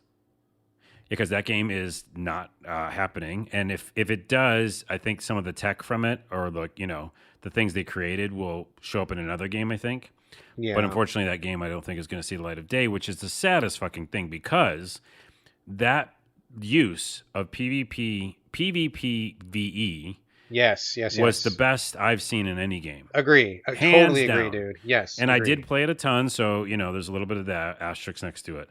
But having worked there at the company, but fucking amazing, hasn't been done since. And if this game had that, are you Yes. kidding me? I Exactly. would That's be yes. living in that world. It would be constantly on. Devs, listen to this. I wish you'd send it to them because literally, it would be on my system on rest mode, and then Rest I'd mode. take it out of rest mode and I'd go back in and I'd kill a bunch of monsters or other like badass looking people NPCs, and then I'd fight some people that I saw in the real world. PvP would come in there, and I'd kill them maybe, or maybe I'd die, but whatever. But I'd always have that feeling of progression. Always have that feeling of like it's not just tied to having the drop on me, Yeah. right? Like Yeah. that would Yeah. just I be mean, I really agree. fun environment for Yeah, that. I agree. These levels are really small, and so they force you into conflict. But I feel like the conflict's not great. But the thing that the trick that I think Deathverse is missing is something that Fortnite has figured out. And granted, Fortnite is huge, billion-dollar company, the biggest battle royale out there. But what Fortnite gets right and what they understand is they know it feels bad when you die quickly, right? So they've recently implemented some stuff that lets you live longer. There's like an automatic shield that comes up to give you 50 extra health points. There's different. You can hide, you can run away, you can like mantle things, do some parkour and stuff. So you've got options, but also in addition to that, the map gives you options. You can self-select. So like if you want to fight people, if you feel like you've got the juice, you can drop into like a hotter zone on the map and just fight right away. But like me, if you feel like maybe you're not at the top tier, you're not like one of those like really key players, you want to maybe go a little bit slower pace, you can drop like in a different part of the map where there's way fewer people. And it lets you stay alive longer. And just the fact of being alive longer and just playing a little bit more before someone fucking headshots you Yeah. is a big deal, right? And Mm-hmm. so in addition to that, Fortnite also has a lot of these weekly goals where a lot of them are not combat oriented. It's like eat 5 mushrooms, catch 5 fish, roll 5 boulders or whatever. And so you can totally like play hours of Fortnite without really focusing on trying to kill other people. Check off all these goals, go to quieter parts of the island. You can play, build up your character and do stuff and earn rewards. And it's still a PvP in theory, but like in practice, it is self-regulated to be as more or less as you want it. And even though each match, of course, always devolves down to who's the last man standing, you can play for like 40 minutes and not really fuck around with anybody and not be killed if you want to, right? And so I feel like that's something that Deathverse could really benefit from. Let me survive for more than 5 seconds. Let me do more things on my own. Let me feel like I'm making some progress. And then, if it ends up in a brawl, that's cool because it's a battle royale. But like, it just needs to have a little bit more to it where I feel like I have more autonomy over what I'm doing. Yeah. So In Scavengers, you always felt like you were doing a ton of PvE stuff yes, that yes, created these yes. little stories. And Very then cool. those stories you could have told anyhow, even if you die the next second, you can be like, well, here's what happened in the game. We did this. We fought a bear. We went over here. We did this thing with his monsters and zombies and came out. Yeah, And yeah, yeah. then, oh yeah, at the end we died with this other thing. But you can tell the story. I think that's the key, Exactly. right? It's similar to Exactly. like a good MMO. Like what my favorite memories of Ultima Online were from stories that I could tell that same way, right? Yeah, I went yeah. over this mountain. I was at a place I shouldn't have been. A monster chased me. I ran away from it. There was another player there. We had a battle. I killed him, but then I went over here, and there's just so many different things in the world that happen. And Yeah. so it's interesting for like game developers to make a game like that. You can do one with a finality, like you said, like at the end something happens, but it's that journey there Hmm, before you hmm. do that finality. I think that Yeah, you're exactly right, dude. And it's like that with me for Fortnite too. Like I play with my kid a lot, and sometimes it'll be like, sometimes we get killed right off the bat, but we always have kind of a story like, oh yeah, we went up to like the gas station, and we were going to steal a car, but then these guys showed up, and then we fought them on top of the roof, and then we like went to the beach. Or like, there's always like some kind of like little every game. It's always quote unquote the same, but like you have these little micro stories, just like you're saying, right? And it's a shame that Scavengers didn't make it. That would look awesome, but to have that experience, like when I play Deathverse, I don't have that story. It's like, oh yeah, I jumped in and I got jacked within 5 seconds, or I went in, I ran around, and I tried to hit a guy, but I missed, yeah, and he killed me. yeah. Like it's not an exciting story. Like it's not anything fun that happens. And granted, it's just launched, it's brand new, it's probably going to grow. They probably have plans for it, but like initial impressions are not great. And to be fair, Fortnite didn't launch with all these features. They've been going for like 5 years, so they've had all this time and money. So I get that reality for them is different. They can add things, but I think that just the general underlying philosophy of it doesn't feel good to die immediately, and it feels good to have little micro stories. That should really be taken into account for like any battle royale or any PvP game coming up. You should really like expand your scope a little bit. Yeah, I think that's what we're really just saying. That's just a Yeah, message yeah. to the devs. All right. All right, so that's that. Let Deathverse let it die. Probably will not be putting too much more time into it. So, let me talk about something that I really do like. This is a total surprise. I did not originally schedule this for the show. We did not get a code. I paid real cash money for this. I saw it on the Xbox store as I was scanning through, and I'm like, you know what? This game looks like my shit. I will definitely spend $11 for this, Whoa. and I will roll the dice. That's right, $11 bet. Whoa. Pretty high rolling, I will say. It's called TipTop Don't Fall. Very Oh, and I almost goofy bought name. it. I almost bought it. Goofy name. And I looked at it, I'm like, you know what this looks like to me? This kind of looks like QWOP, QWOP. It kind of looks like struggling. If you remember me talking about struggling Definitely on looks the like show. struggling. And the other one with the guy who has the pickaxe or something. Yes, there's a number of games in this thing, and what this game is, it's a 2D, looks like a little hand drawn. It's kind of a roguelike, although you can absolutely turn the roguelike off if you like, which is a big bonus. You are a mountain climber, and you're a lady mountain climber, and you drive up to the bottom of a mountain. The mountain has little handholds, and they are procedurally generated. So every time you start a new game, the game will redraw the mountain, and then you on your right bumper is your right hand, on your left bumper is your left hand, and then right stick is controlling your right arm, left stick controls your left arm, and you got to like just climb. You look for handholds, you move your right hand over there, grab it, and then use that to push yourself up to the next handhold, grab the next one with your left. It's very straightforward in practice, but it's a little bit trickier than that when you're actually playing. So you got to figure out where to grab, and sometimes you have to be pretty mindful about where you put your hands, because if you cross your hands over, that means you can't reach all the way because your hands are crossed the wrong way. Sometimes you got your hand a little bit too low on the rock, which means you're not going to get your full vertical extension when you reach with the other hand. So you got to reposition where your hands are going. And also on top of that, each hand has stamina. So you can't just hold on forever. There's a little red circle that lights up the longer that you hold on, and your hands get tired. And how you refresh that is you let go of one hand while you hold on with your other hand. The hand that is tired, you put it in your little chalk bag. You know, the chalk that like gymnasts and like weightlifters put in their hand, you know? She's got a little chalk bag on her belt. And whenever your hand gets tired, you stick your hand in that bag for like 5 seconds and it restores your stamina. So part of the game is just the physical reality of controlling 2 sticks, 2 shoulders. And you can also use A to jump if you need to jump up to a higher ledge. But then also managing the stamina of your hands, because do I have enough stamina to make it to the next ridge, or should I recharge now? Should I push on? Who knows? And like you're doing like little moment-to-moment stamina. And so I feel like overall, this game is really fucking fun. I think it's just fun in a physical sense. I feel like it controls really well. I love the concept. I love seeing her kind of just like go around from rock to rock, and her legs are kind of like automatically controlled. So it's really funny because sometimes you'll grab 2 rocks in a weird way, and then her legs will like scissor crab up and do this like kind of weird support thing. It's funny, and I think it's really cute and adorable. I really love that a lot. There's a number of options as well. In the game as it is, just vanilla, when you start playing it, it's permadeath. So if you fall, you're fucking dead, and you got to start over from the beginning. And there's, I've been to like 4 different mountains, and each mountain has several courses. So I think as far as I've gotten is probably like maybe like 8 or 9 mountains in. And if you die on mountain 9, you got to go all the way back. That's a lot, and it's very tough roguelike, because even one slip, just like real life, even 1/2 second of a misjudged grab, or you think you got to support and you don't, or you think you're gonna make the jump and you don't, and you fucking die. So I mean, just like real life mountain climbing, but to its and I think that works, right? There's also a little a system, I don't know what you call those little, people are climbing, they have those little metal hooks they put inside they hammer them into the wall. Oh yeah. And they put their rope into them. I don't know what you call those, whatever, pythons or we won't something know. like that. Won't know. I don't know. I'm not a mountain climber. Obviously not a mountain climber. In my physical shape, there's no way I can climb a mountain. So you put these little things on, they're scattered through the mountain. Every time you tie your rope to one, that's like a quote unquote save. So if you die, you can restart at that one, but it gives you like a little bit of stamina penalty. So that's like a little risk reward. But you can also turn it off, which I did. I tried it for like a day, roguelike, and I really like to play, but I'm like, okay, I'm dying, and this is really difficult, and I don't want to play this forever. So I turned off the roguelike, and you can just, if you die, you just start at the mountain again.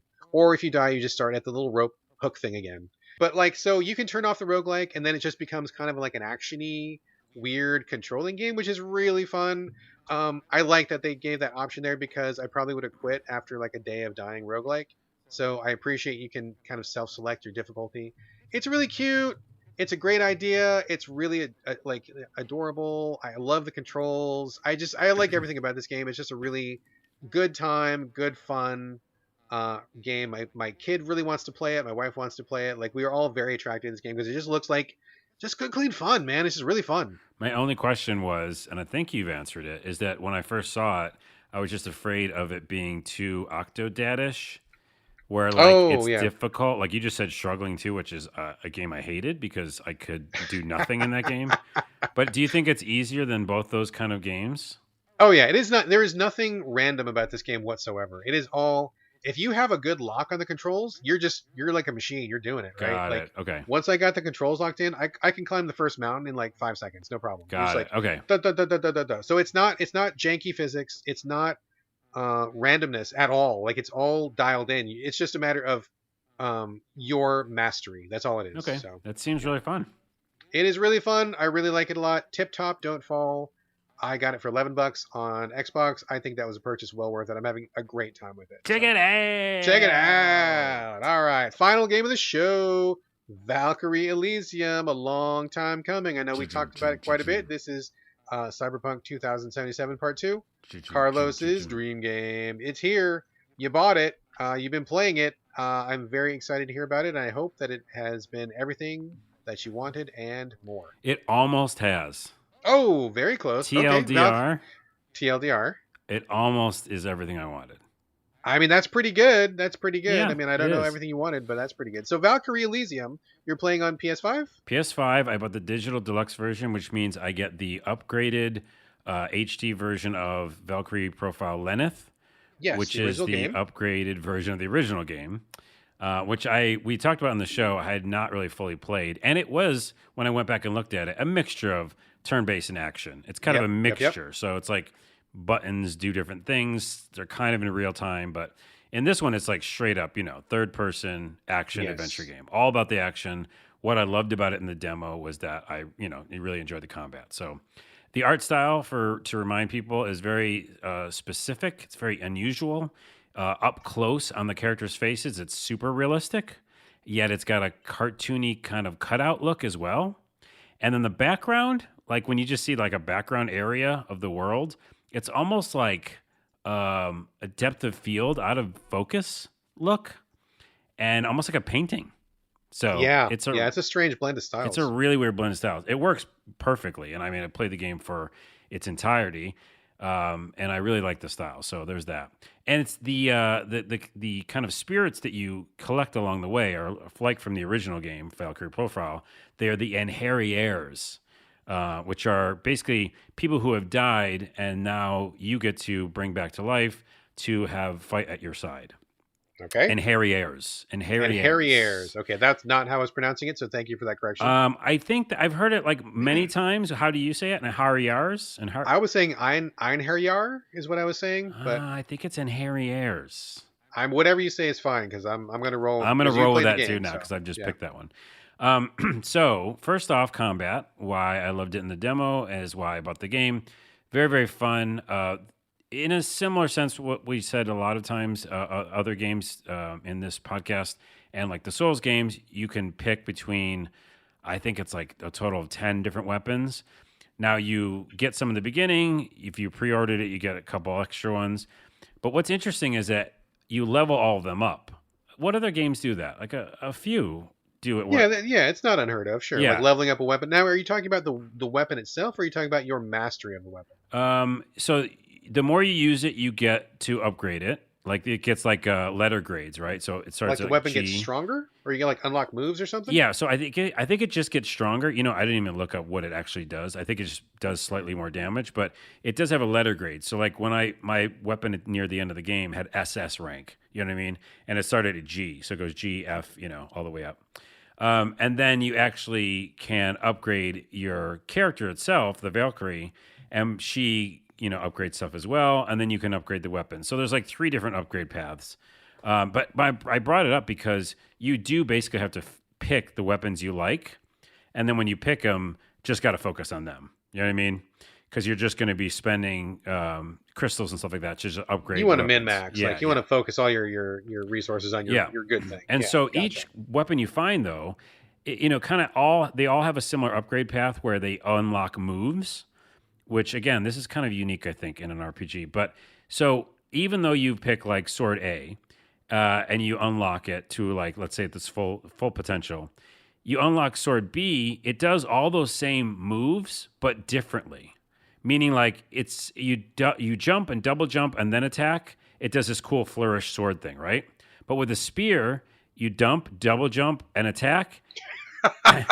Oh, I said dump, didn't I? First, you take a dump, then you double jump. Wait, hold on. This is the name of the podcast. Oh, my God. You totally caught me off guard on that one, dude. I was not ready for that. My words have been off today. So dump, double jump is the name of the podcast. Write that down. Double jump, Jesus Christ. So when you... Let's try to focus now. I'm going to come back, okay? From dump, double jump. Sorry, I'm 4 years old. I found it to be really funny. Please call it out. I'm a yes and person. So you jump and double jump, and then with a spear, it's slightly different. You see what I'm saying? So it's like you're doing a same upgrade path, but each weapon has its own flourish, right? Or it has its own different style of how, like the range that it does, right?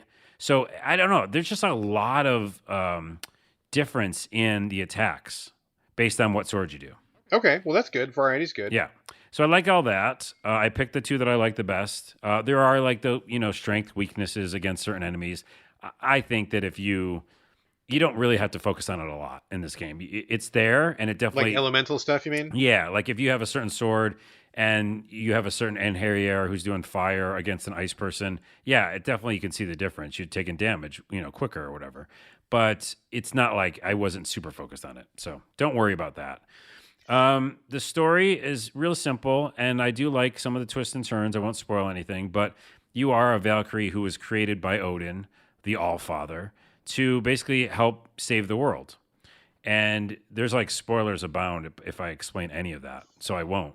But that's your general idea: is you're going down to these little places, Midgard, basically different parts of Earth that are left, talking to some NPCs, but mainly you're talking to spirits, right? Because a lot of travesty has happened, a lot of people have died. There's like basically barren towns, and you're talking to some people through doors. You know how the RPGs do that, where you're like, oh yeah, that's the Bloodborne them. maneuver. Yeah, I don't like that part of it, but I don't either. Yeah, I basically just accepted the story of this game is about you being an otherworldly spirit, essentially, like kind of like a demigod, that is going to help other spirits move on, right? Like that's kind of the whole thing. Which, going back to Outbound Ghost, I forgot to say that's kind of your mission in Outbound Ghost is to help other ghosts, right? All right. So well, wait, if everybody's already dead, is there like an afterlife after the afterlife? Oh then? yeah, dude. Don't you know no afterlives? More afterlives. Okay. Wait, that's a good podcast name or podcast. I can't speak anymore. Is bro? Don't you know there's a afterlife after the afterlife? Jeez. Okay. Well, okay. I think we'll stick with Dump Double Jump. Double Jump is great. So basically, you just play this game for the action. It's fun. It's super fun. The Harriers that you unlock, they all have different kind of things. One's fire, one's ice, one's special kind of warrior, and you just have fun, right? But the story does take some twists because I think early on I can say this. Odin seems a little fishy. And you're like, I don't know, Odin. Some of the things you're saying are pretty sus. So, as the kids say. So I feel like there's like some fun twists and turns when it comes to like what you think of Odin, which I think is really nice. So anyway, so the combat's super fun. As I said in the demo, I really like smashing boxes. It means you're gonna like nope out of this game right away. Because you do basically like always looking for crystals to upgrade your shit. Yeah. And I find that addictive and fun. So if you don't, maybe you won't like it. But yeah, so I played throughout the whole thing. There's subquests as well. So all the subquests basically help you upgrade yourself and your Enharriers. It would be hilarious if I'm saying it wrong this whole review, but I don't think I am. We'll get an email, I'm sure. We will. And so, you're doing subquests just basically to upgrade yourself. So by the time I got to the final boss, and newsflash, I beat this game, is I had maybe 3 of the 4 spirits with me upgraded, maxed. Okay. Which means they could do all the spells that they could do. Gotcha. And it really does make a difference. Like in the beginning, it doesn't seem to make a difference. And you're like, I'm really killing all these monsters. You know what I mean? Sure. Like that thing where like companions are like there in spirit. Ooh, pun intended. Or they're like, they're doing some damage. They're being defensive for you. Sure. But you're fucking taking them out. But near the end, and especially at the last boss, they helped. Do you know what I mean? Like significantly helped. Because basically what you do, and this is a really good TLDR, by upgrading them, you are basically creating defense for you. Gotcha. Right? So you're not dying immediately. You're not getting hit with those major attacks. You have 3 or 4 spirits running around, distracting the enemies or taking damage, or fighting and doing a little bit of damage to the enemy. So, but near the end, I was doing some huge spells, on that final boss with my Enharrier. So, and then the only downside I'll say, and I could talk about this in length, but we're already a little long on the podcast. I will come back to it at some point. There's 2 downfalls. One, the last boss, which I won't spoil, has many forms. You know how they do that. Oh, shit. But they do a good thing of, this is pro-con. The pro is they save it after each stage. Oh, that's nice. Okay. Thank you very much. I like that. Please do that more games. The con was 2 of the last 3 stages of this last boss was, that thing that I hate where I know how to do all these moves now, right? I know how to do the double jump. I'm all about that double jump. I go in the woods real quick, pop it out, Yeah, double jump and attack. Oh man. Okay, double jump out of the woods. But I can't use the double jump at the final boss because here's what they do. It moves around too much.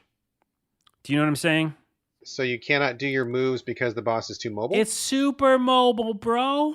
There's like 3 stages, and I think all the stages, I have to use, there's like this grappling hook move that like lets you get closer to the enemies. Yes, that's right? true, yes. But then once you get there, you can't do you can't plant yourself for your double jump. There's no way, right? No. Because all those things that I've done with I mastered with the smaller enemies, it's just out the fucking window. So that sucks. I That fucking sucks. hate that. The other thing I'll say is a pro is one of those special moves you can do because I forgot to say, but you do your own magic spells as well. But one of the magic spells I unlocked by doing enough subquests is a Final Fantasy move where it does a cutscene. Like big summon? Yeah, and nothing does that in the game except this one move. And so near the final bosses, I used that, and it was a big help. Because I had to just get close enough to the final boss and then do my Final Fantasy move, and then it took major damage. So I would highly recommend for everybody to unlock that Final Fantasy move. I don't know what it's called, but it's something. So that's the only con is that. And then the last con I'll say is a minor spoiler. So jump ahead 1.5 minutes, 2 minutes. At the end, minor spoiler, you're never going to play it, right? I'm never going to play this. There's hey, we're going to remake the world kind of ending, right? Sure. You did your job. I was so good at my job. I had all my spirits. I wanted to keep playing. And it was a perfect story moment where they could have been like, we're going to this new place that's pretty much the same maps, right? And just let me keep playing. But of course they didn't. It's like, go back before you beat the game. You know what I mean? So you can't, there's no, like, you can't just keep grinding away. No. And I just felt so, like, I love the combat so much. Another TLDR is that, like, just this combat is one of my favorite combats in any, like, action RPG. I really fucking love it. But I'm not going to go back to that game. Like, I'm going to play Lenneth, and I'm going to hope that they use some of the same combat, I'm guessing, in Lenneth, right? Because that'll be the best thing in the world to me. But if they don't, that'll be whatever. But, yeah. So I'm done with this game. Really enjoyed it. I'm not going to score it now. I feel like I should score it because I've... You probably should because we're not going to talk about it again. I mean, you finished it. You're not going to go back to it. Fuck. I think it's a... Fuck. What is that? I want to say 9. Really? I don't know if it's a 9. He's like changing my own review. I mean, like, I know you really like it, but like, okay, so let me run this by. Yeah, let me help me figure out the number. So let me help you figure this out. Yeah. So now we do not follow the same game critics rubric, right? So we're not bound to the same. No, we've said which that is before. Totally fine. Yeah. But for me, like a gut check for me, and you can do whatever you want is fine. But for me, when I think of like a 9 or like even a 10, that to me is something like this game brought something legitimately new to the table. New idea, new mechanic, something I've never seen before. Maybe they didn't nail it perfectly. Maybe there's a problem or two, but like what they're going for is they're swinging for the fences. Something that feels to me like, wow, like I really want to tell somebody about this, right? But like in my mind, an 8 is like, okay, I've done something like this before, or this is like something I've seen in some other fashion, but it's done like really, really well. Like it's super enjoyable. It's polished. Like it feels very good, like super respectable, right? Mm-hmm. And then to me, like a 5 is like, yeah, we made a game. Here it is. So like with 5 being like just average, like your average game, like we're seeing on the PS Store, like we railed about the last couple of weeks or whatever. Something just you're a genre entry, nothing fancy. Can't remember the name of the hero. It doesn't do anything you haven't seen before. That's like a 5 for me, as long as it works. But then like an 8 is like, all right, cool. This is like if I was gonna pick one out of a genre, I would pick this one, and that would be like my solid 8. That would be the best one. But when I like Death Stranding or something, that's like a 9 or a 10, probably more of a 9 because there are some issues. But like crazy idea. Brand new, like it invented the Strand-like genre, right? Like the stuff you did in the game was brand new. Yeah. So like maybe something along those lines. I mean, that's just my. Okay, well, let's take this part real quick, and we're already running long, but let's take this part real quick. One, you're helping me in the simplest way get back to what I originally was just going to say, which is 8.5. But Okay. I didn't want to say 8.5 because that's all I've given so far. Oh, is it Yeah, really? because Sword and Fairy was 8.5 because they were doing something new. It was a new take on Uh-huh. RPGs.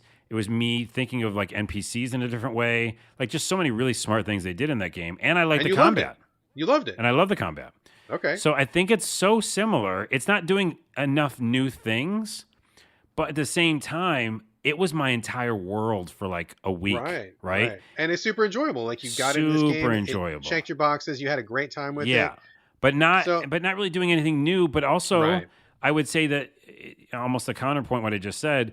It's doing something that I hadn't done in a while, which is like I haven't played an RPG like that, which is more about like stages, right? Sure, Which sure, I sure. didn't even mention, but every time you beat an area, they call it a stage, even like Yeah, it's not an open world or anything, yeah, like it's it's like like little Devil May section. Cry or something in that way. Yeah, yeah, yeah. But I did enjoy that because I had not played a game where it's about stages and not really about the overwhelming like gaining of XP. Sure, sure. Yet I enjoyed it. I So mean, this to me, based on listening to you, this sounds like something that's taking established concepts. Maybe you haven't seen them in a while, but like I haven't heard anything here that's new really. But what it does really well. You really enjoyed it. You feel like it was really polished in a certain sense, and so it was a great time. I mean, that to me, I mean, I don't know if you want to three-peat, but it does sound like an 8.5 to me. it's an 8.5. Okay, All I'm right. gonna call it 8.5. At the same time, you can take anything from that review that we just said. But I will also say this: I think I disagree that a game has to do something new to get a high score because Oh, sure. like that just doesn't like logically work for my brain and how I've scored things Oh, yeah. before. And you don't have to follow it. Right, right, right. That was But just I'm just me. saying, Yeah. like, because like an Earthbound did, and I was like, whoa, what's happening now? But then another game that's like Earthbound, that's a turn-based RPG that I loved, it hasn't changed anything at all, but it's just like amazing or something. So Well, let's talk about that for a second, just so really quickly, because I think that's a good point. So, like Earthbound at the time, I mean, I would say that would be easily like a 10 out of 10 because it was new, crazy, different, trying new things. Its approach to like how you looked at an RPG, like that to me was pretty groundbreaking in a yeah, lot of ways, right? But there was a couple games that came after that that were kind of biting its steez, right? They're kind of doing the real world thing. They're kind of doing the kids adventure thing. Those to me like wouldn't get a 10 because you're not bringing anything new. You're just following the success that Earthbound opened up. So it might be totally fun and enjoyable, but if you're not doing your own spin, that to me is like, oh, maybe it's like a 9, maybe it's like an 8.5. Maybe it's great execution, but you didn't bring that heat. Like you didn't open that door the way that Earthbound did. Or same thing for Souls, right? Where like Dark Souls, even though I've got problems with it, I could see somebody making an argument for it being 10 out of 10 because oh shit, this is like I mean, it revolutionized our fucking industry, right? Like you can't get away from Souls now.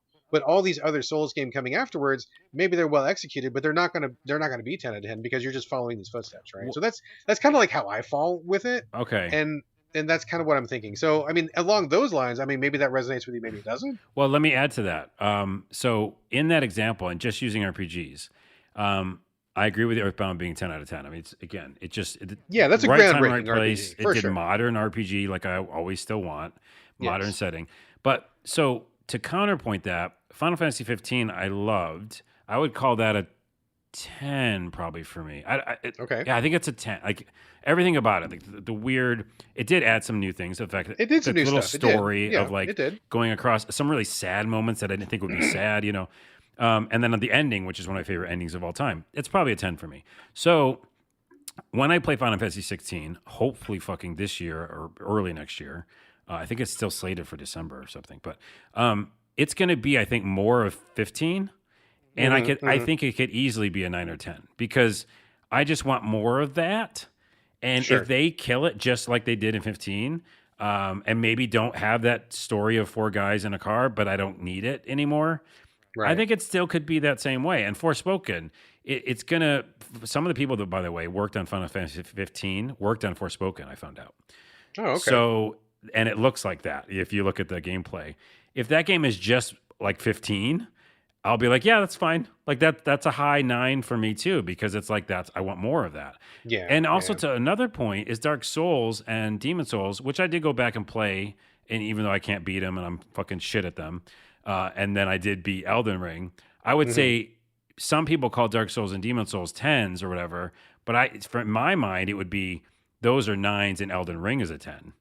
I mean, I think that's valid too. I mean, you could make a case either way simply for execution because it is executed better. Right, You could also executed say better. because it goes to the open world and all the different player amenities and the refinement of the formula, I think could make a pretty good argument. So it could go either way, man. I mean, I think for me, and this is just me, not for anybody else, but just for me, any game that's just a really done more of the same is never going to be a 10.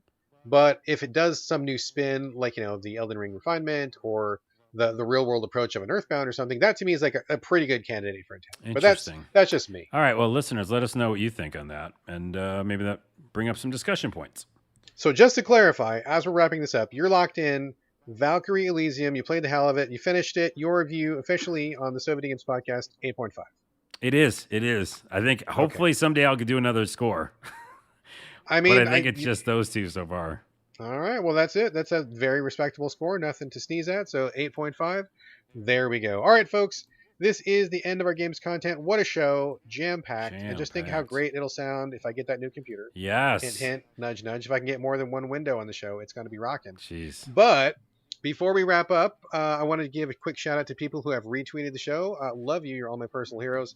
My Tainted Brain on Twitter, Adderblack39, Constant Hero, and Sentient Plus, another frequent retweeter. Thank you all very much. I really appreciate you sharing on your timeline, getting our nonsense into your feeds. I really, really appreciate that so much. Thank you. And let's see, a couple last things before we go. Anything before we go, Carlos? One, I just want to make sure that you're watching Little Demon. Did you start it? You son of a bitch. We got to talk about it. So you...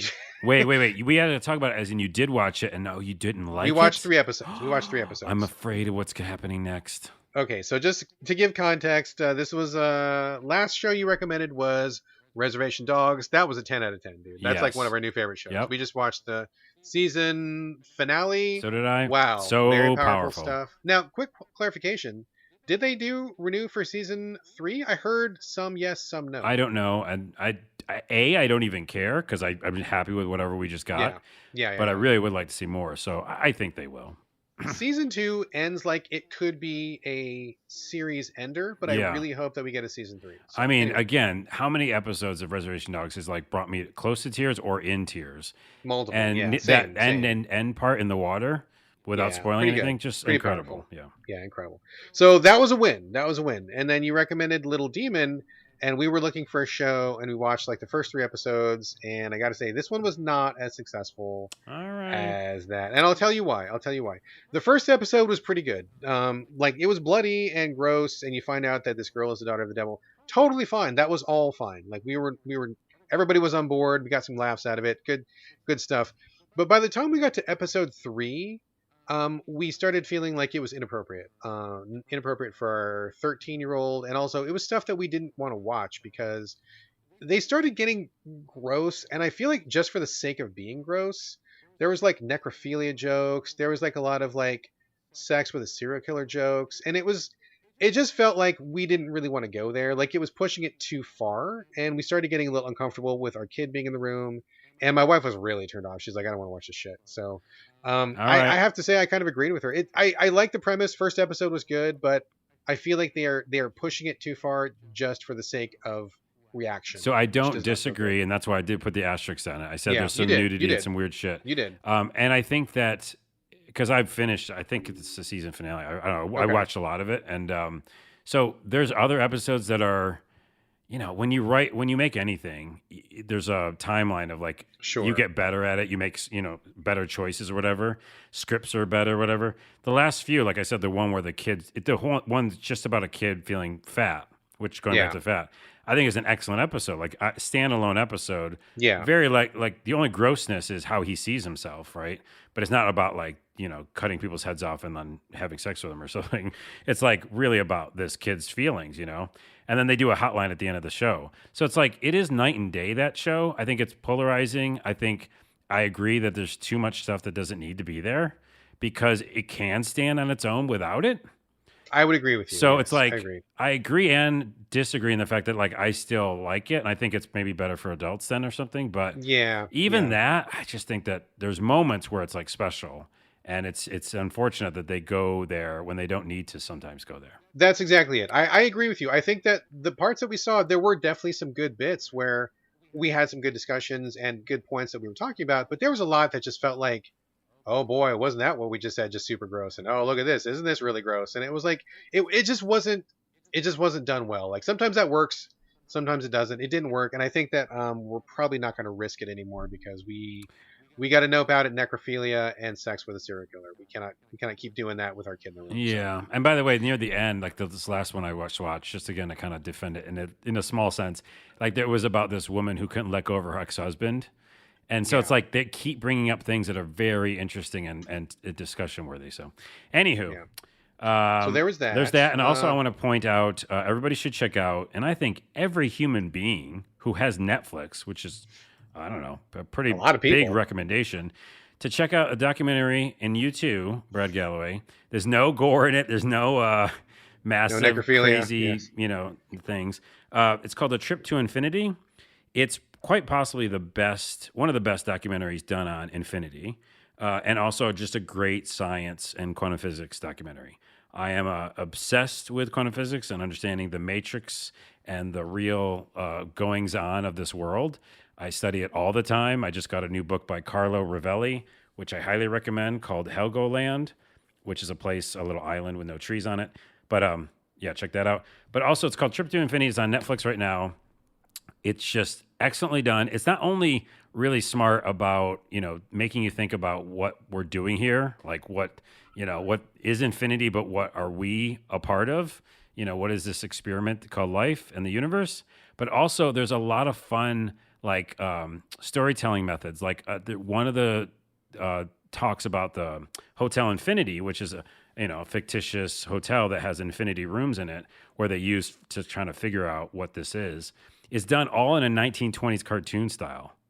Hmm. So it's like, all of it's like these, animal kind of creatures from the 1920s drawn.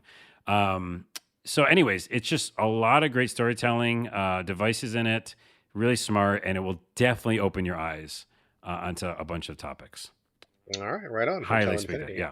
And then Excellent. also I'm doing the Shutter thing because we talked about it last episode, I think. Yeah, yeah, So we're yeah. both watching that, right? The top 101 Top 100 scary moments. 100, yes. Yeah, that's On really Shutter. fun. I love Shutter. Great. For me, quick shout out to my friend Daniel Durant, who is on Dancing with the Stars right now. Really good personal friend of mine. We work together on a bunch of projects, and in fact, I don't know if I mentioned this or not, but he did a number of video reviews for us at Game Critics that Oh, are in sign language. So we go back. I love Daniel. He's amazing. He was in the recently Oscar-winning film Coda. Handsome guy, actor. He's on Dancing with the Stars still. He's doing really good. He's doing really good for a person who is deaf and can't hear the music. So he's finished, I think, in no lower than top 5, I think, the entire time. wow. So please give a shout out to Daniel. Watch the show. Vote for him if you watch that show. I want to say that I watched The Last Starfighter from like 1980, 81, 82. Have you seen The Last Starfighter? I mean, in 1981 or 1982. Man, we watched it last week. This is a story about a guy who lives in a podunk town in the middle of nowhere. They have one arcade machine. He gets really good at playing this arcade machine, and it turns out that this arcade machine is not just an arcade machine. It is a recruitment tool for people who are fighting a war in space.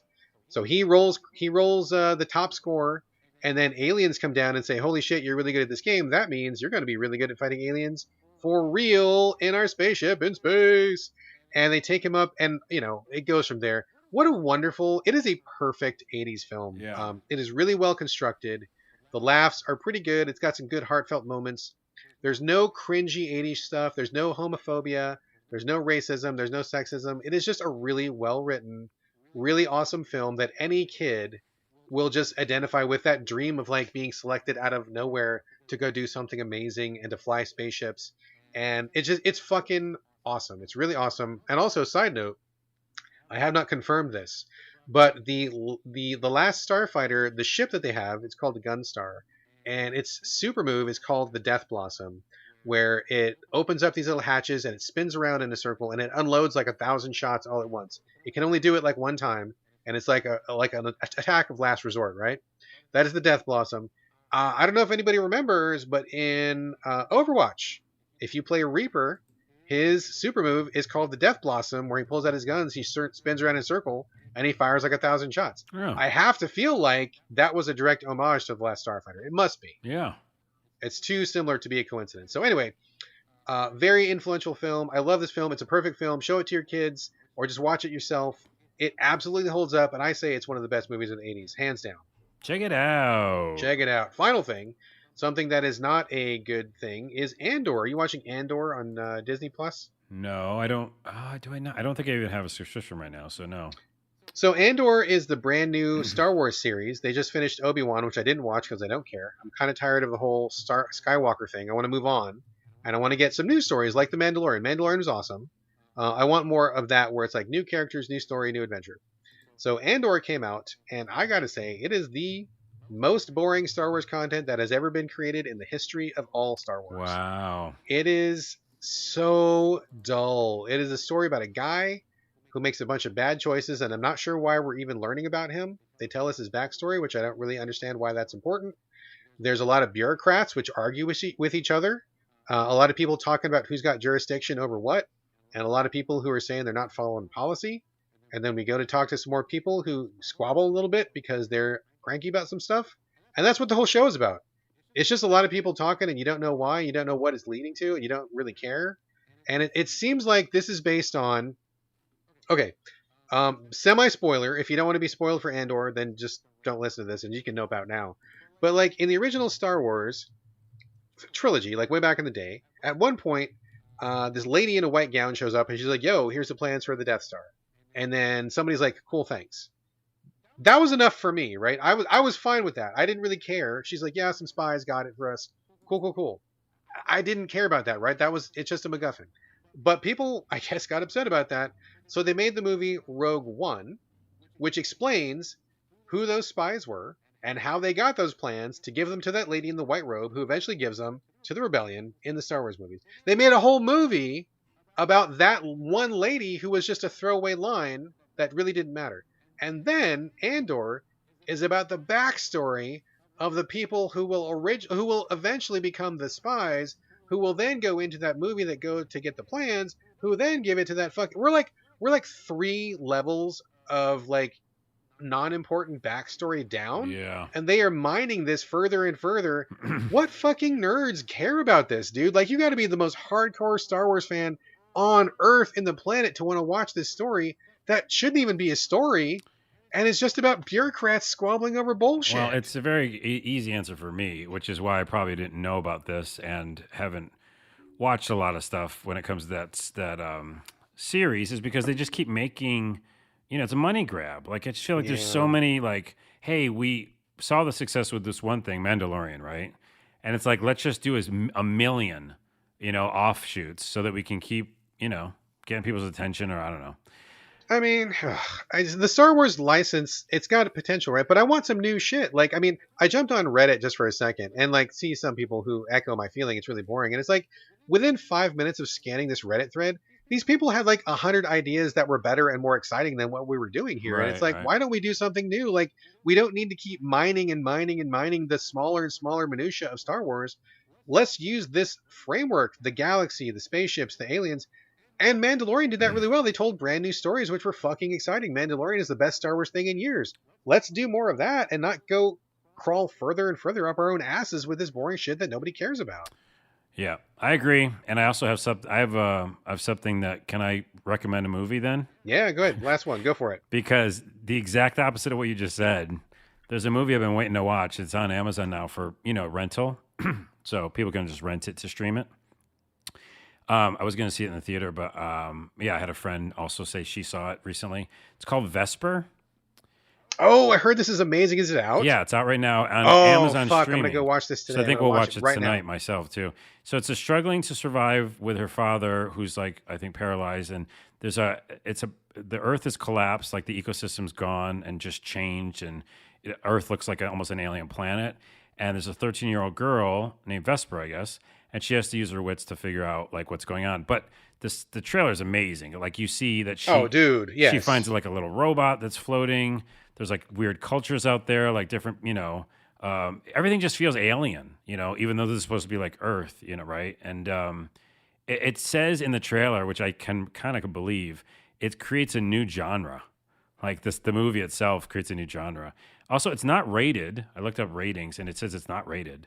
Interesting. But yeah, it doesn't seem like a intense, like, violent movie or anything. It like seems like a heartwarming thing, but also very weird, and robots, and I don't know. It reminds me a lot of like that Amazon series that came out a while ago. I think it was called like Infinite Loop or something like that. Oh And yeah. then also like where it was kind of like real, but also there was like alien technology interspersed with like real life. And also a game something like Iron Harvest maybe, where it's like World War II, but there's also like mech suits, and there's kind of like this weird technology that kind of like skews the whole thing. Mm-hmm. Like watching the trailer of Vesper, I was like, oh yeah, it looks like decrepit world and stuff, but there's also like robots and there's also kind of alien stuff, but it's also people's story and this kind of like weird mishmash. That trailer's fucking awesome, dude. I didn't realize it was out already. I'm gonna definitely watch that tonight It's for got sure. like drama definitely like at its core, you know, and like Yeah, heartfelt stuff, but also about like obviously ecology and like plants and finding the right seed and metaphors and stuff, but also sci-fi. So,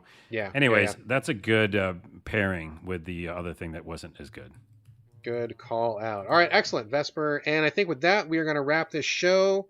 Probably the longest show ever, possibly the longest show It's ever. I gone don't know. long. It's gone long. All right, folks, that's it. We're going to hang it up right here. As always, send us your questions and comments. Please hit us up, SoVideoGamesPodcast@gmail.com. We're on the Twitter @SoVideoGames. Reach us individually. Carlos, where are we directing your traffic this week? I do a side podcast called What's the Bit Now? It's about comedy. It's basically just me and my buddy Carlos, also named Carlos, just saying weird shit. Is it just you? It isn't. I think we already did this bit. Back to bit. I think Oh, I think I man. told you this last time, and you go, Carlos, is it just you? There's definitely another Carlos. He's black tie, and I am Mexican Native American. So we're two different people. Anyways, what's the bit? Just look on YouTube. What's the You bit? said black tie, and I thought he's like wearing a tuxedo. He also is wearing a tuxedo, and he also Okay, like is he's very formal. African American and Thai. So he's Okay, both. gotcha. Okay, I was very confused for a moment Yeah. And then anyway, so what's the bit podcast? Just search for that on YouTube, and you'll find the clips. Excellent. As for me, same as always, Twitter and Instagram, BradGallaway, all A's, no O's. And I'm going to give you one final pitch for our GoFundMe. I promise I will not bring it up again. We will not talk about it on the show ever again. But if you can kick in a couple bucks to help us get a new computer so I can have more than one window for this program, for this show, for this podcast, I would love that. So that's GoFundMe. Just search So Video Games on GoFundMe. Even $1 helps, but like 5 or 10, anything you can. If you listen to our show, if you've appreciated our content, if you like our laughs, or anything, if you just want us to sound a little better on the podcast, I mean, I appreciate that too. But please, anything would be great. And again, we'll not beg. I will not make this a big deal. This will be the last we ever talk about it. And we'll go from there. But thank you very much if you can. Otherwise, that's going to do it for this episode 304.